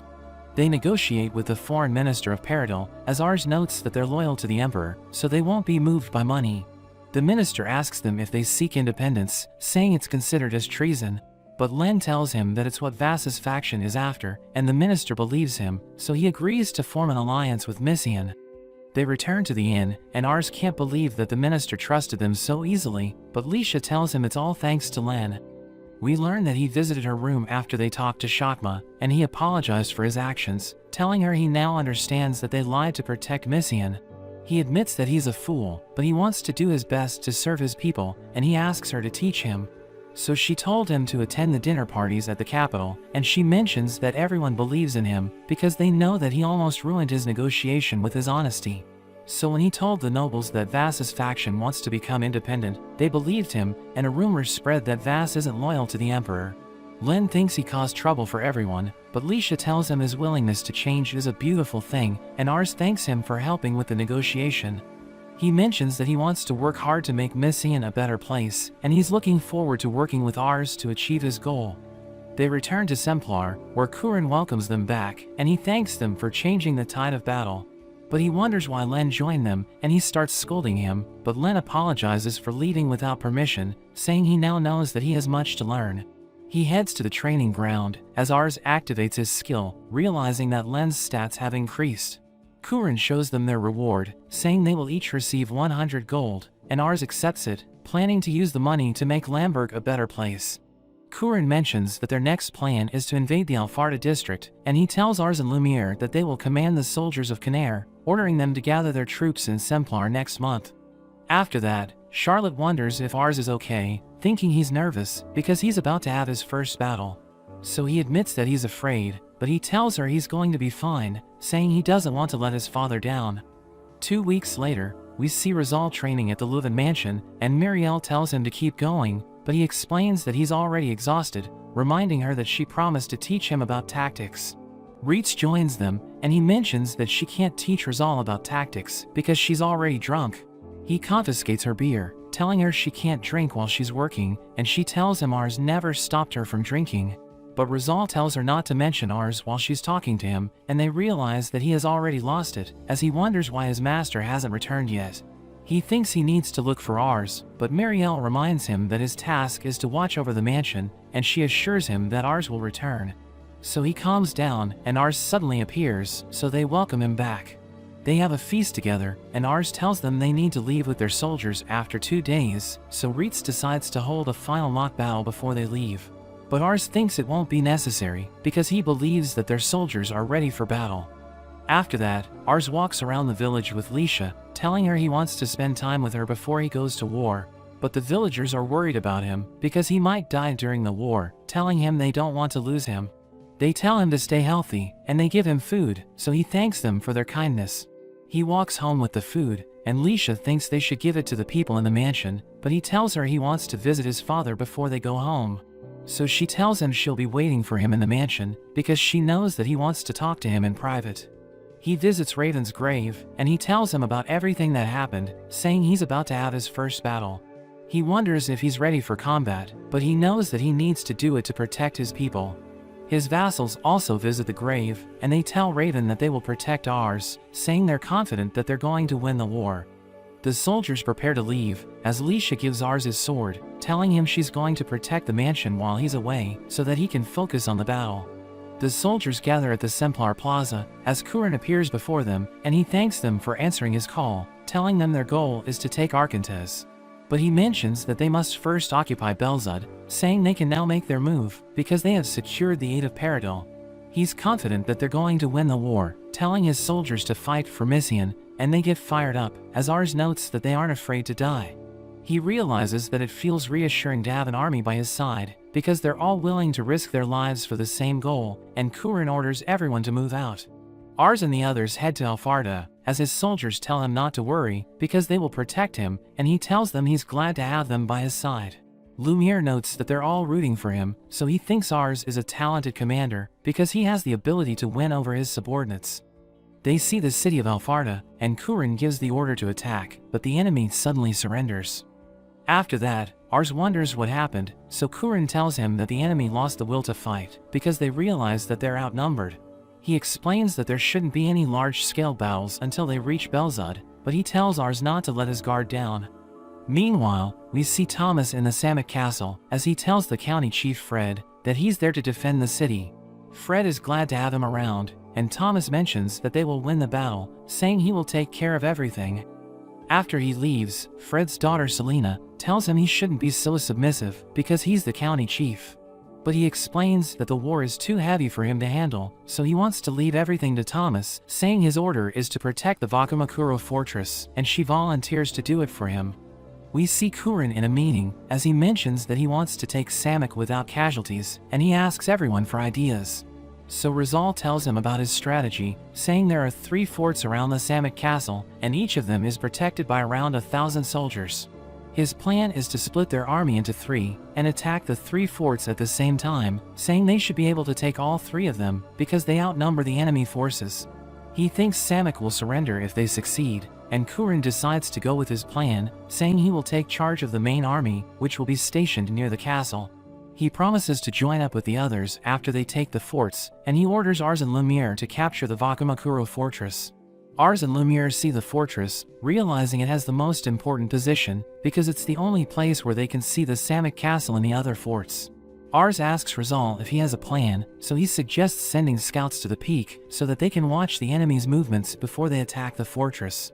But Muriel tells him he still has much to learn, telling him that the best tacticians can predict their enemies' movements.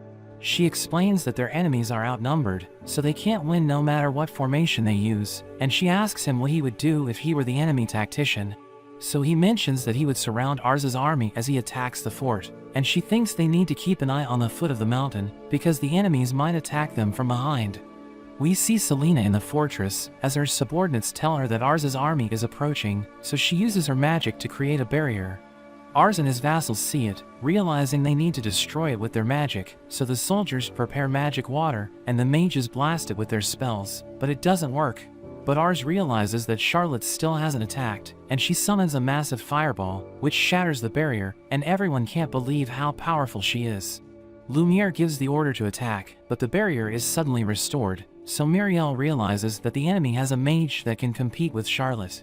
Ars wonders if they will be able to break through, so Charlotte tells him not to worry, because she will destroy the barrier, and Lumiere orders his men to gather the magic water. But a mage receives a message from the scouts, and he tells everyone that 10,000 enemy soldiers are approaching.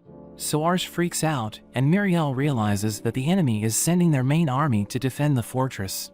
Rizal mentions that they can retreat down the mountain and escape from the enemy, but they won't be able to capture the fortress.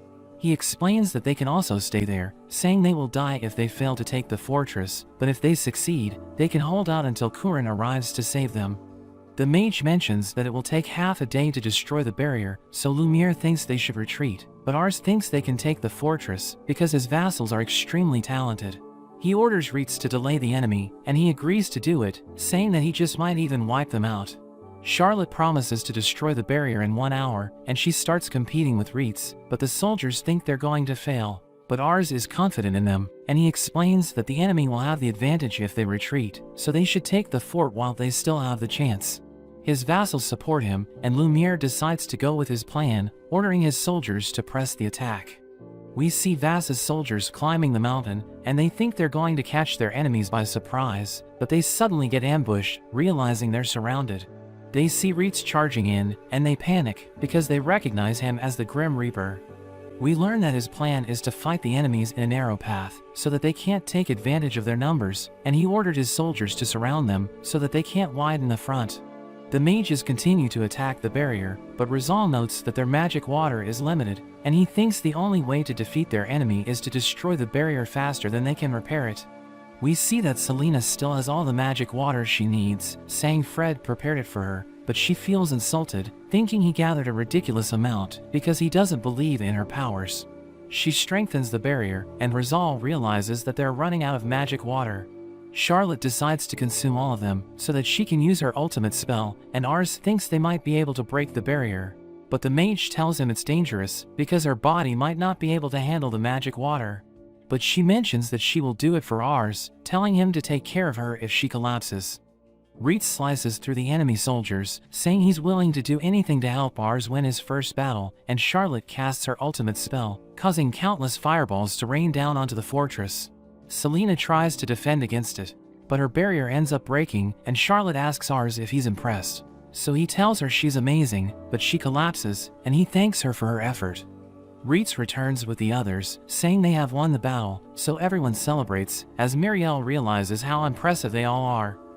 Kurin praises Ars for capturing the fortress, but he wonders what will happen to Selena and her men, so Kurin notes that they'll be executed. Selena accepts her fate, thinking she deserves to die since she failed to defend the fort, so Kurin orders his soldiers to take them out. But Ars stops him, so he explains that it's too risky to let them live, because they might cause a riot and consume their supplies.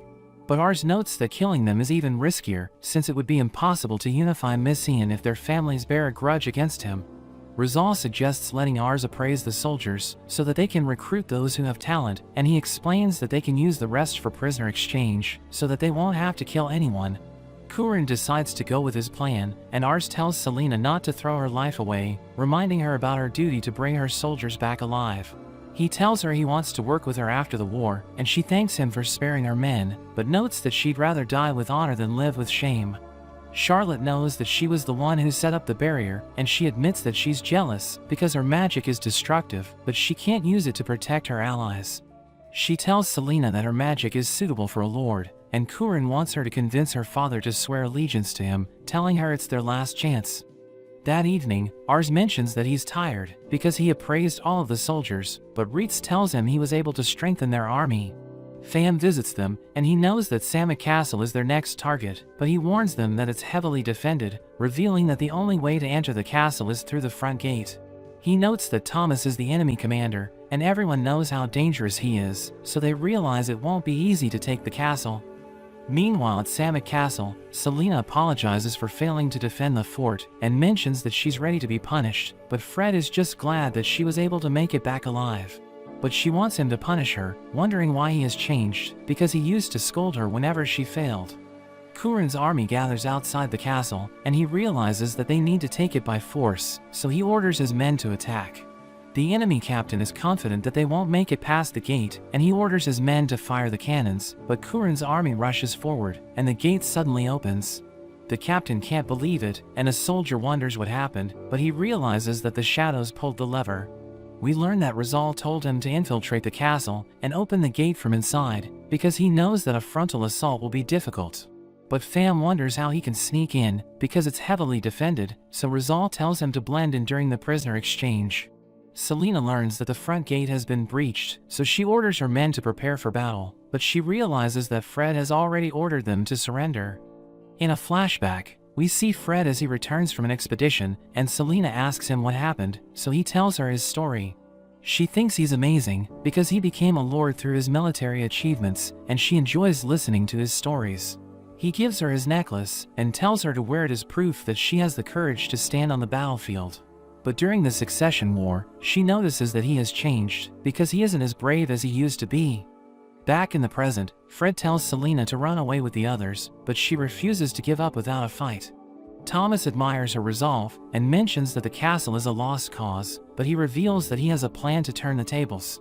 He shows them a catalyst for explosion magic, and explains that his plan is to use them to lure Kurin into the castle before blowing it up. Fred mentions that he should evacuate everyone first, but Thomas tells him they must sacrifice themselves, because Kurin won't enter the castle if it's empty. Selena is against his plan, because she doesn't want to use underhanded tactics, but Thomas explains that the world will remember Samak Castle if they defeat Kurin. Fred agrees to activate the catalyst when Kurin enters the castle, but Selena realizes that her people are afraid, and she recalls that it's her duty to protect them. So she tells her father not to go with Thomas's plan, and he crushes the catalyst, telling him he won't take orders from him. He explains that he wants what's best for his people, and tells Thomas he won't allow him to sacrifice them, so Thomas decides to leave, telling him he'll regret betraying Vass.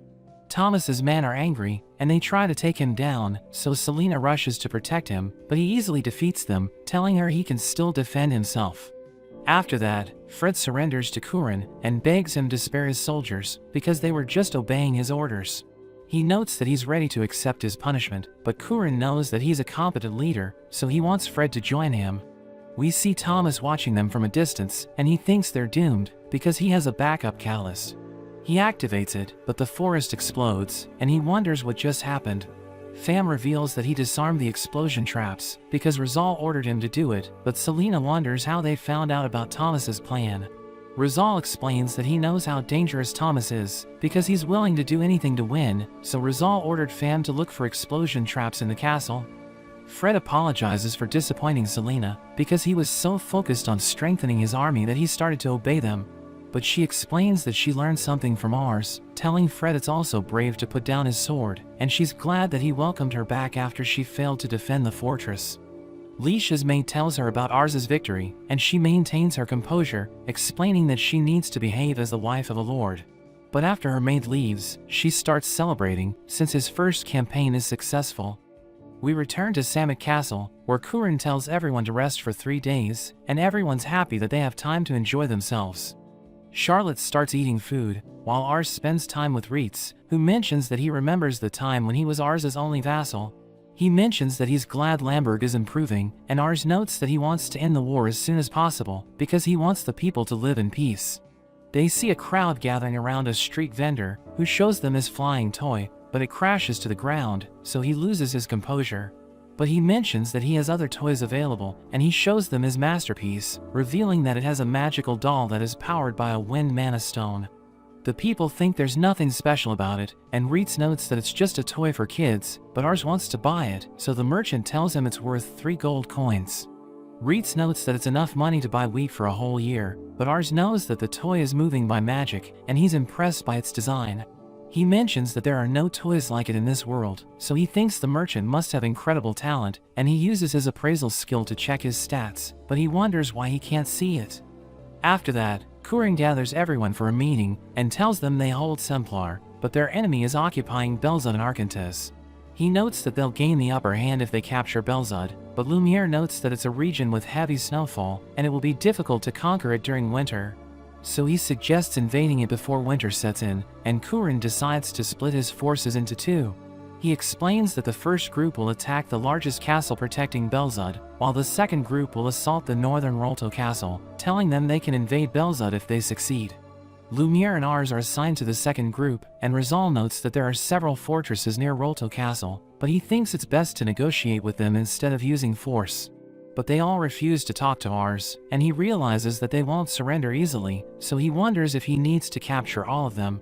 But a soldier mentions that a new letter has just arrived, and he realizes that the leader of one of the forts is willing to talk, but he notes that the envoy must be a commander. Lumiere knows that it's from Baldson Fortress, and he mentions that it's under the command of Lord Lupa, who's a smart and capable commander. But Lumiere thinks he can't persuade him to join them, so he tells Ars to take care of it, telling him he believes in him. Ars heads to Baldson Fortress, where he tells the guards that he's there to negotiate with Lupa, and they ask his friends to drop their weapons. But Reitz prepares to take them on, and tells them to drop their weapons first. Ars thinks they should leave, because they might get killed as soon as they drop their weapons, but Muriel thinks the guards won't do that, because Lumiere can easily destroy their fort in retaliation. Reitz thinks the negotiation might be a trap for Ars, and Muriel notes that the fort is close to their camp, but they were the last to reply to the letters they sent. She thinks there's something unusual about them, and notes that Ars should learn of their true motives, because it will be valuable for negotiation. So he drops his weapon, telling Lupa he wants to negotiate with him, and the guards open the gate.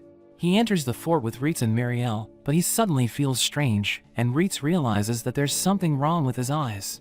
Lupa greets them, and he prepares to take them to his parlor, but Ars suddenly trips, and drops the toy he bought. The magical bird flies away, and it lands on Lupa's hand, as Ars tells him it's a child's toy. Lupa notes that he hasn't seen anything like it, so Ars offers to give it to him, but he mentions that he doesn't want it. Ars uses his appraisal skill, and he sees Lupa's stats, but he's surprised to see information about him. He realizes that Lupa has a wife, but he wonders why he can't find her in the fortress, and Lupa takes them to the waiting room, where Ars sees a child's chair. He analyzes the situation and realizes what's happening, so he's confident that the negotiation will go well. Ars sits with Lupa and asks him if his wife is doing well at the Rolto castle, because he knows that she will give birth soon.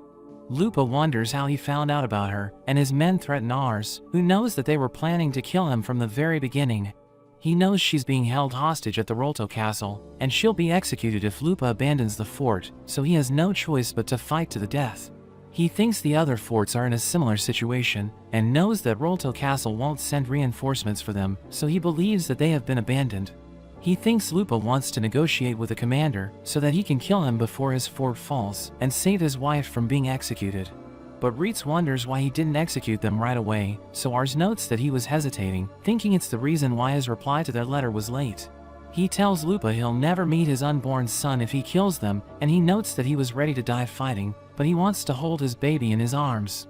His soldiers cry hearing this, and Ars knows that he's an excellent general, so he wants him to join them in the future, telling him they'll infiltrate Rolto castle to save his wife. Lupa thinks they won't succeed, but he knows that it's the only way he can meet his son, so he begs Ars to save his wife. Lumiere is impressed that the negotiation was successful, and Ars tells him about Lupa's situation, but Reitz wonders how they will save his wife, and Ars reveals that he doesn't have a plan. A man named Clement suddenly joins them and tells Ars that his soldiers are weak, so he checks Clement's stats and realizes that his combat prowess is over 100. Lumiere reveals that he's the leader of the Matro mercenary group, and Reitz knows about them because they're famous for completing any job they take on. Ars is honored to have them as their ally, but Clement tells him not to get the wrong idea because they're only working for the reward. Reitz is upset hearing this, and Clement knows that he's in charge of training the soldiers, telling him they're pathetic because they aren't prepared to die. Clement explains that mercenaries are different because they always fight to the end, so they have faced countless life and death situations. He tells Lumiere to leave the dangerous missions to them and let Ars take a break, but Lumiere assures him that Ars is an excellent commander.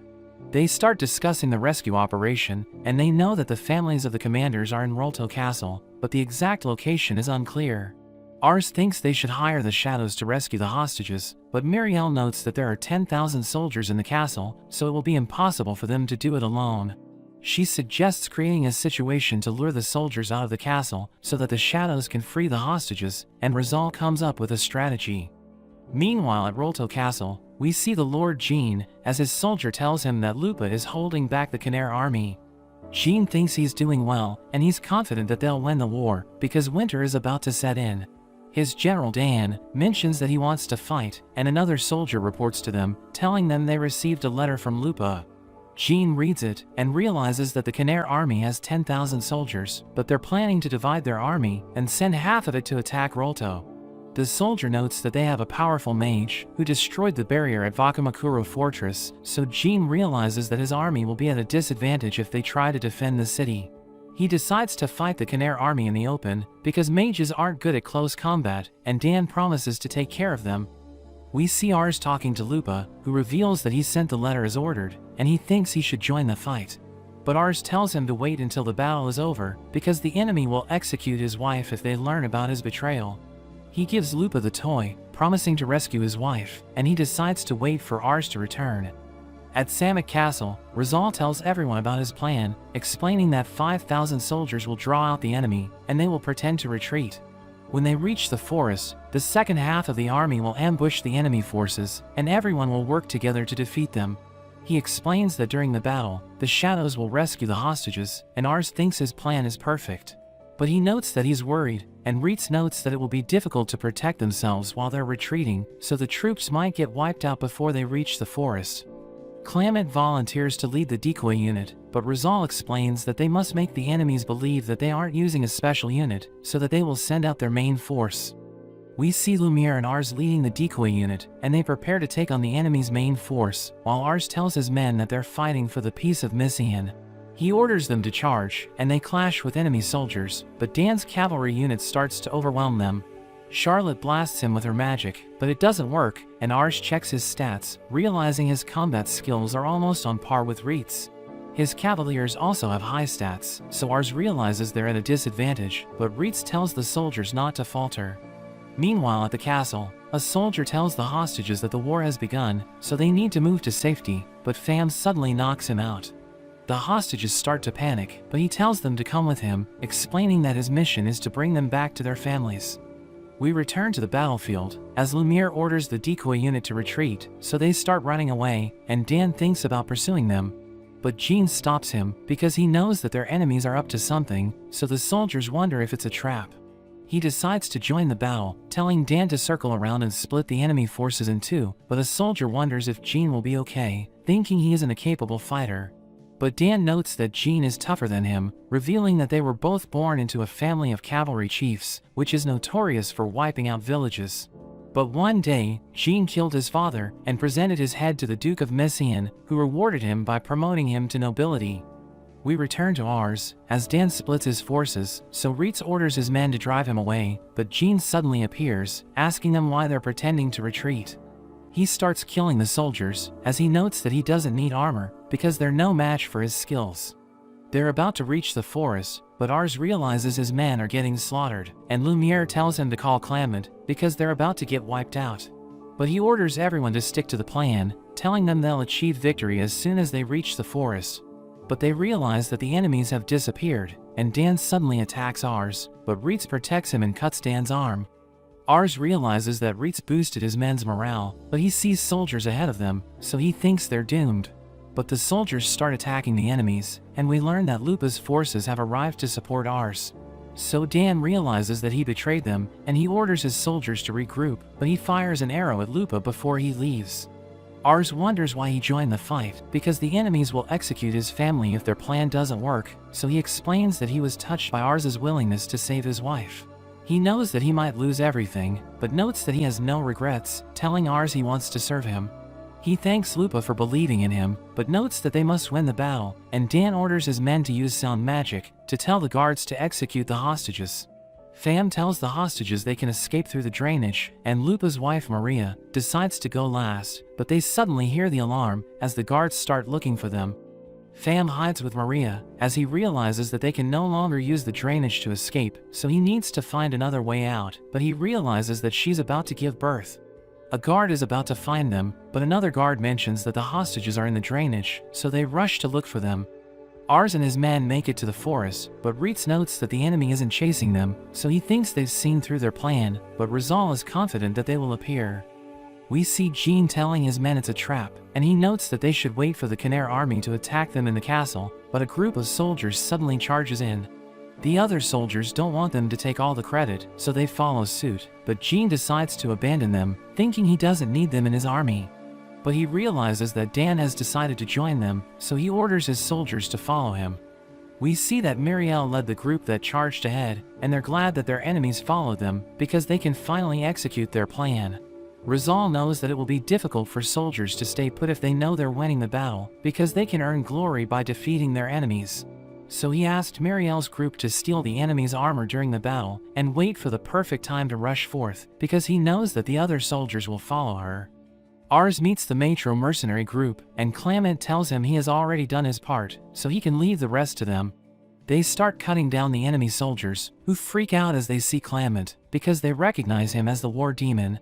So they try to retreat, but the mercenaries surround them and take them down, as Muriel notes that they can't escape, because the forest limits their movements. Dan appears, and the mercenaries try to stop him, but he breaks past them and charges at Ars. So Reitz protects him, and Dan falls off his horse, but he challenges Reitz to a duel. He mentions that he won't forgive Dan for attacking Ars, and they start fighting, as Ars checks their stats, realizing they both have 89 points in combat prowess. But Reitz struggles to keep up with Dan, because his weapon gives him the advantage, and he prepares to deal the finishing blow. But his weapon gets stuck in a tree, and Reitz knocks him down, as Ars realizes that he used his superior intellect to win the fight.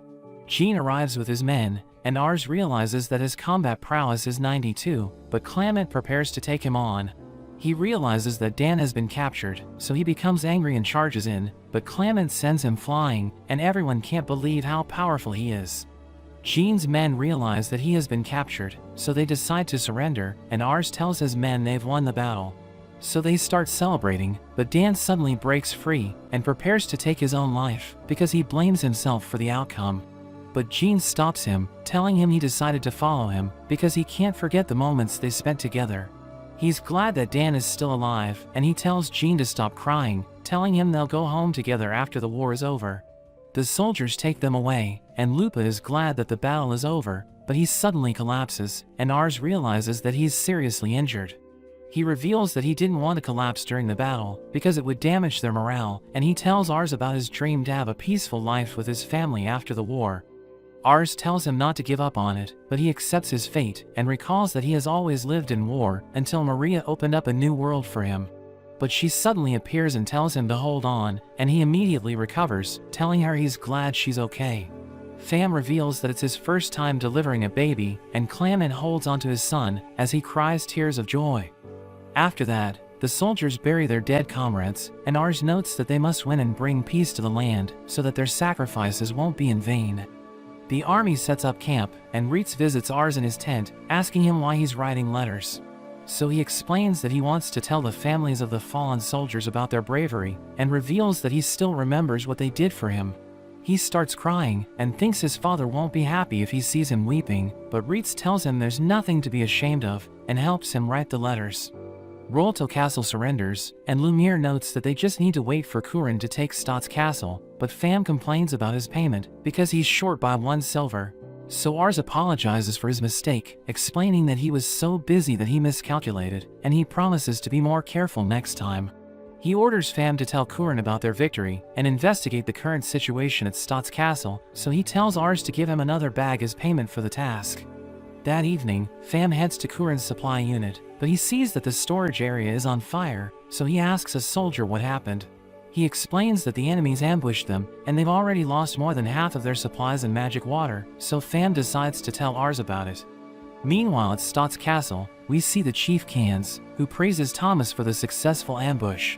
He explains that they're in a war of attrition, and they'll win when winter arrives, but he's sure that Kurin will come up with a plan, so Thomas suggests killing him before he can make his move. Cans knows it will be difficult since he's well guarded, but Thomas promises to take care of it, noting that he won't rest until he gets rid of Kurin.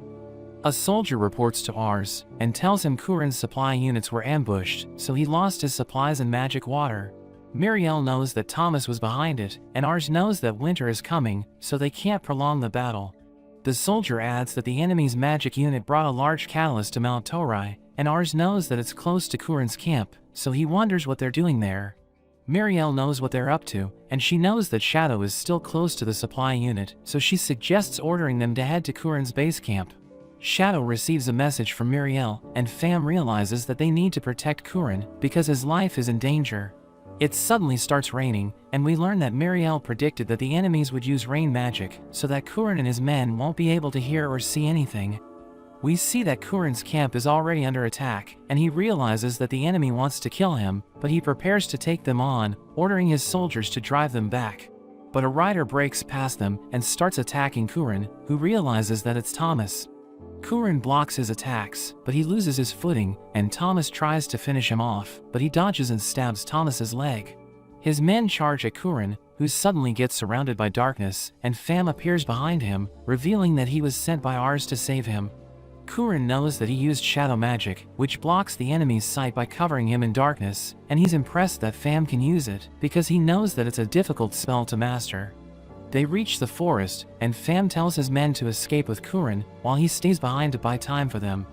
We see Thomas as he enters the forest, but darkness suddenly surrounds him, and he knows that it's shadow magic, so he orders his men to focus on sound to defend themselves.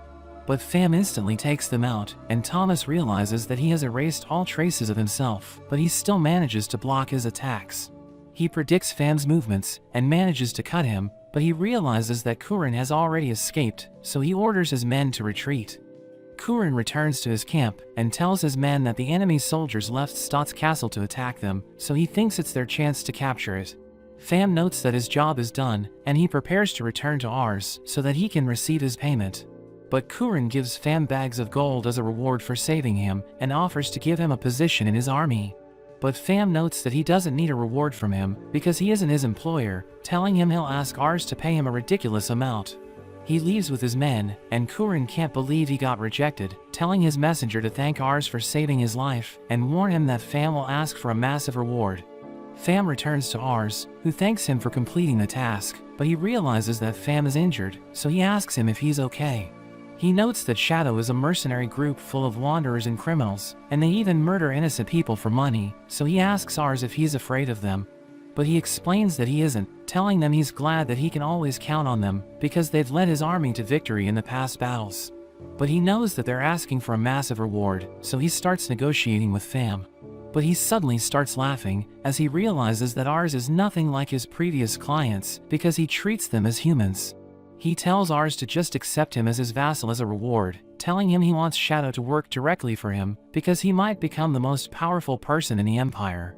He accepts Fam as his vassal, so Fam swears loyalty to him, and Ars is glad to have him on his side. Meanwhile at Stott's castle, the soldiers discuss how they failed to kill Kurin, but they still think they'll win the battle, because their enemies are low on supplies.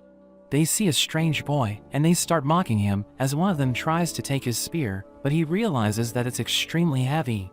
The boy tells him to stop, and he easily lifts the spear, telling him it isn't a weapon for weaklings. Ars and his vassals head to Stott's castle, and we learn that they plan to capture it with Kurin's army, which is composed of 50,000 soldiers. The strategy is to have them attack the south gate, so that Kans will send his forces to defend it, while Ars lays siege from the north with his army of 5,000 men.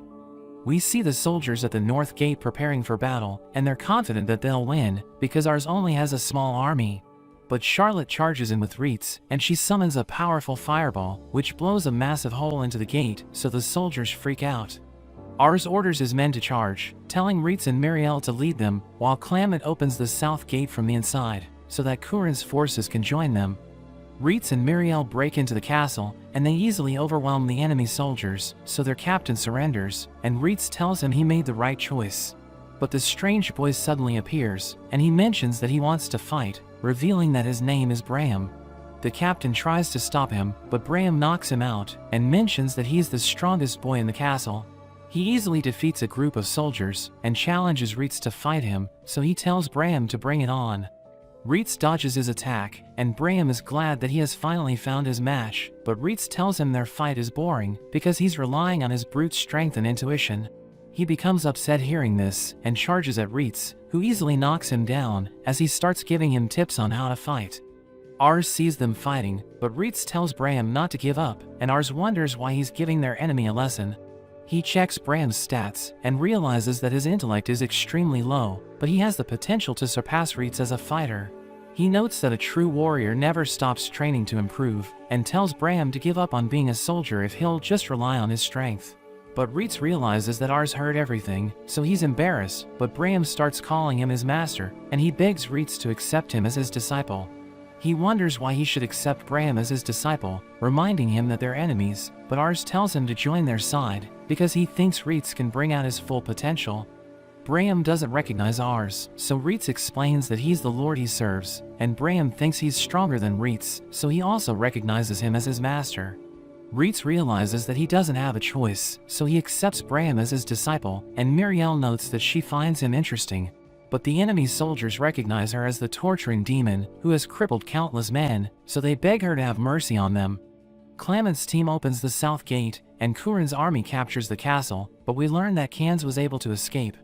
The war reaches its final stage, and Kurin praises Ars for his actions, telling everyone he was the key to conquering Stott's castle. He visits Kurin in his room, but he wonders why the guards are staring at him, and Kurin tells him not to worry, telling him he has accomplished so much at such a young age. He wonders if Ars is hiding anything, because he has exceptional wisdom, and even has the power to discover people's talents. He realizes that Kurin isn't acting like his usual self, but he just tells him he's an ordinary lord, and notes that his goal is to make a world where people can live peaceful lives. He adds that he doesn't know why he has powers, but he'll use them for the sake of his people, and Kurin trusts him, revealing that he had to question him, because his vassals saw him as a threat. But he explains that he never believed them, telling Ars it's normal for him to be noticed, because he's starting to stand out in Messian. After that, Ars realizes that he needs to be careful, because there are people who don't like him. But he suddenly gets hit by a snowball, and Charlotte reveals that it's her first time seeing snow, so she wants to play around. Reitz finds her ridiculous, but she hits him with snowballs, and he tells Braham they need to counterattack. Everyone starts playing around, while Fam tells everyone to place their bets, asking them if they think Reitz or Charlotte's team will win the fight. Clement isn't interested in joining them, but Marielle challenges him to a drinking contest, and he decides to take her on. Rizal makes a giant snowman, but Reitz crashes into it, and Rizal starts crying. So Reitz tells everyone to help him rebuild the snowman, and Rizal is happy that it's even bigger than before, but the soldiers who placed their bets are angry because nobody won the fight. They tell Fam to give them their money back, but he uses his shadow magic to escape, and Charlotte mentions that she wants to enjoy winter with everyone next year. We see Thomas as he realizes that Marielle was able to see through his plans, and he starts to doubt himself, but Vas suddenly appears, telling him he isn't acting like his usual self.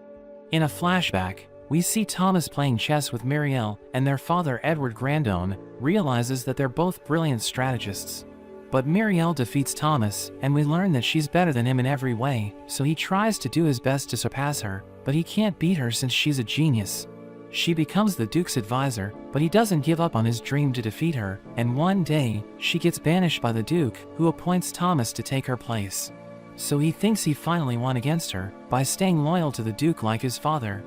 We return to the present, as Vas tells Thomas that Kurin's army will arrive in Belzad soon, so he wants to check on him before the next battle. He knows that Marielle is on Kurin's side, thinking it's the reason why they have the advantage, but he notes that he doesn't blame Thomas for the setbacks, since he's as loyal as his father. Vas notes that he's just like Thomas, because he also wants to protect his father's legacy by defeating Kurin, and he tells Thomas he's counting on him. We see Kurin discussing the situation with the others, but a soldier suddenly interrupts them, telling them a messenger has arrived from Belzad. The messenger reveals that Kans sent him, and he proposes a truce, but Kurin is against it, thinking Kans just wants a truce because he is losing the war. But the messenger explains that Kurin's side will suffer casualties if they don't agree to it, and he notes that the mages in Belzad developed a superweapon, which can instantly destroy a city. The messenger explains that they aren't using it, because they don't want people to suffer, but he warns Kurin that they'll activate it if he doesn't agree to the truce. He tells the messenger to give him time to decide, and he has a meeting with the others, as Marielle tells him it's a bluff. Everyone thinks the superweapon doesn't exist, so he decides to reject the messenger's request, telling his soldier to send him away. Rizal wonders what Thomas is up to, and Marielle mentions that she doesn't know, but he starts asking her about her relationship with Thomas, wondering why they both became tacticians. In another flashback, we see the soldiers arresting Edward, because he has been sentenced to death for treason, and he claims that he's innocent, but their leader tells him they have witnesses. He notes that the Grandone family will be stripped of their nobility, and tells Edward that the decision is final. But he mentions that he has a final request, telling them to promote his kids, or kill them if it's not possible, because their talents make them dangerous. He explains that if they're stripped of their nobility, they might serve another duke and become a threat to Messian.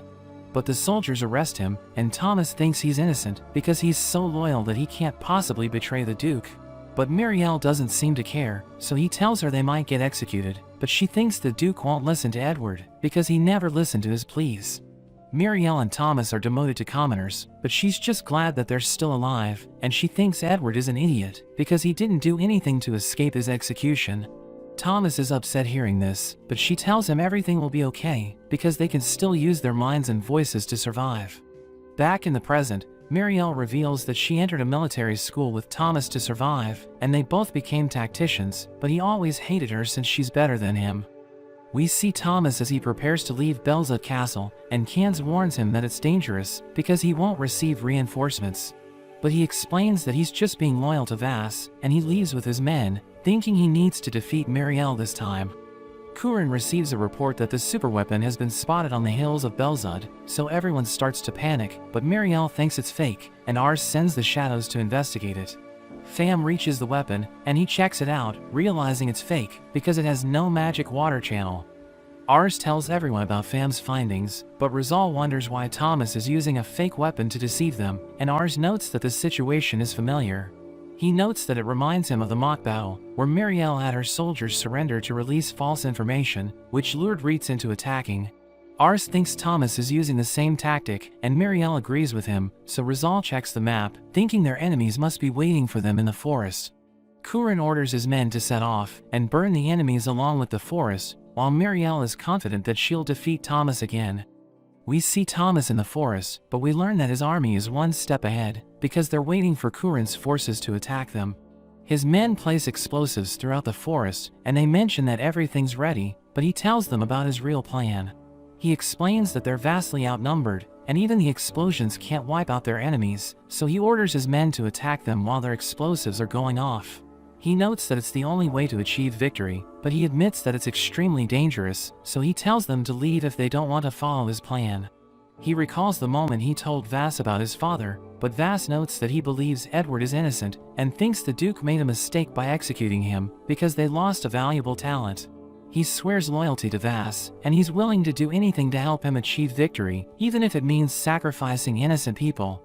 We return to the present, as Thomas notes that he'll go alone if his men leave him behind, but he realizes that they all decided to stay, because they're all loyal to him. He knows that most of them won't make it back alive, but their resolve makes them a force to be reckoned with, so he's proud to have them by his side.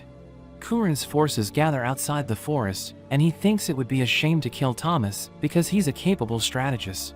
The mage is prepared to use fire magic, but Rizal can sense that something's wrong, so he stops Kurin before he gives the order to attack. Thomas and his men wonder why Kurin isn't attacking the forest yet, and a fireball almost hits them, so they start to panic. They suddenly get attacked by archers, so they charge in, but Braham arrives with the others, and they clash with Thomas's army. He wonders how they were able to figure out his plan, and he sees Kurin on the battlefield, thinking he can still secure victory by taking him out. Ars checks his stats, and realizes that he has incredible talent, but he's confident that Kurin can defeat him. Thomas charges in with his men, and he cuts through the soldiers, as Ars realizes that Kurin might struggle against him, because he seems to be fired up. Kurin prepares to fight, but Ars rushes forward, and Thomas is about to take him out, but Reitz protects him. He tells Thomas he won't let him touch Ars, and he uses a special maneuver to knock him down, as the soldiers try to capture him, but he manages to break free. He refuses to give up, but he sees Muriel, who starts talking to him. His army surrenders, and Reitz wonders why Ars charged in, so he explains that his body just acted on its own, even though he knew he can't defeat Thomas. Muriel starts mocking Thomas, who's angry since he lost to her again, but she explains that she couldn't see through his plan, and it was Rizal who saved their army. Thomas wonders how he found out about his plan, because Rizal doesn't know anything about him, so he shouldn't be able to read his thoughts. He explains that he thought about how Thomas might defeat them, and considered that he may have already come up with the perfect counter, because he knows how Muriel formulates strategies. She calls him an idiot, but Ars uses his appraisal skill, and realizes that she's used to concealing her feelings. So he tells her to express herself properly, and she admits that she lost this time, but Rizal made up for her mistake. She tells Thomas he's a capable strategist, and he's happy to hear this, realizing that he always wanted her to recognize his talents. He finally admits defeat, and Kurin asks him to join his side, but he explains that he swore loyalty to Vas, so he will never betray him. Kurin orders his men to send him to prison, and he praises Rizal for countering his strategy, telling him not to let Muriel lead him astray. After that, Belzad Castle surrenders, and Kurin praises everyone for their efforts, telling them that they now control 2 of the 3 major cities. He notes that it's time to appoint new chiefs for Belzad and Samek, and announces that Lumiere will be the chief of Belzad, while Lupa will rule over Samek. But Charlotte wonders who will be appointed as the Canare County chief, and Kurin explains that Lumiere can't govern Canare, because he's now the chief of Belzad. So Ars will take over as the Canare County chief, which makes him lose it, because he thinks he isn't fit for the position. He prepares to accept, but a group of nobles blocks his path, telling Kurin he's too young to be the county chief. But the other nobles think he deserves the position, because he's an excellent leader, and they tell everyone about his achievements. His vassals think he's perfect for the role, and he accepts the position, so everyone celebrates. After that, Ars talks to Lumiere, who reveals that he isn't happy with his promotion, because he needs to leave Canare. He knows that Belzad is superior to Canare, but he has grown attached to his hometown, so he doesn't want to leave it behind. But he's glad that Ars has been appointed as its new chief, because he's a capable leader, and Lumiere tells him to make Canare a better place, so he promises to do his best. Ars returns to Lamberg, and everyone welcomes him back, but he sees a family crying, because their son died during the war. They thank him for sending them a letter about their son's bravery, and they tell him not to cry, because everyone's celebrating. Leisha is happy to see him, and she rushes to his side, telling him she missed him. His family welcomes him back, but everyone suddenly starts leaving, so he wonders what's happening. The maids take him away, and his vassals hear the church bell ringing, so they realize that he's about to get married. Everyone attends the event, but Ars is still confused, so Hammond reveals that they've arranged everything for his wedding. Leisha appears in her wedding dress, and Ars thinks she looks amazing, while the toy merchant uses his ship to release petals. They begin the ceremony, and everyone's happy for Ars, who realizes that people suffered during the war. But he knows that he must protect them and create a world where they can live in peace, so he tells Leisha he'll do his best, and she promises to be with him every step of the way. But that's where this video ends. Remember to like and subscribe to the channel. Thanks for watching, and I'll see you next time.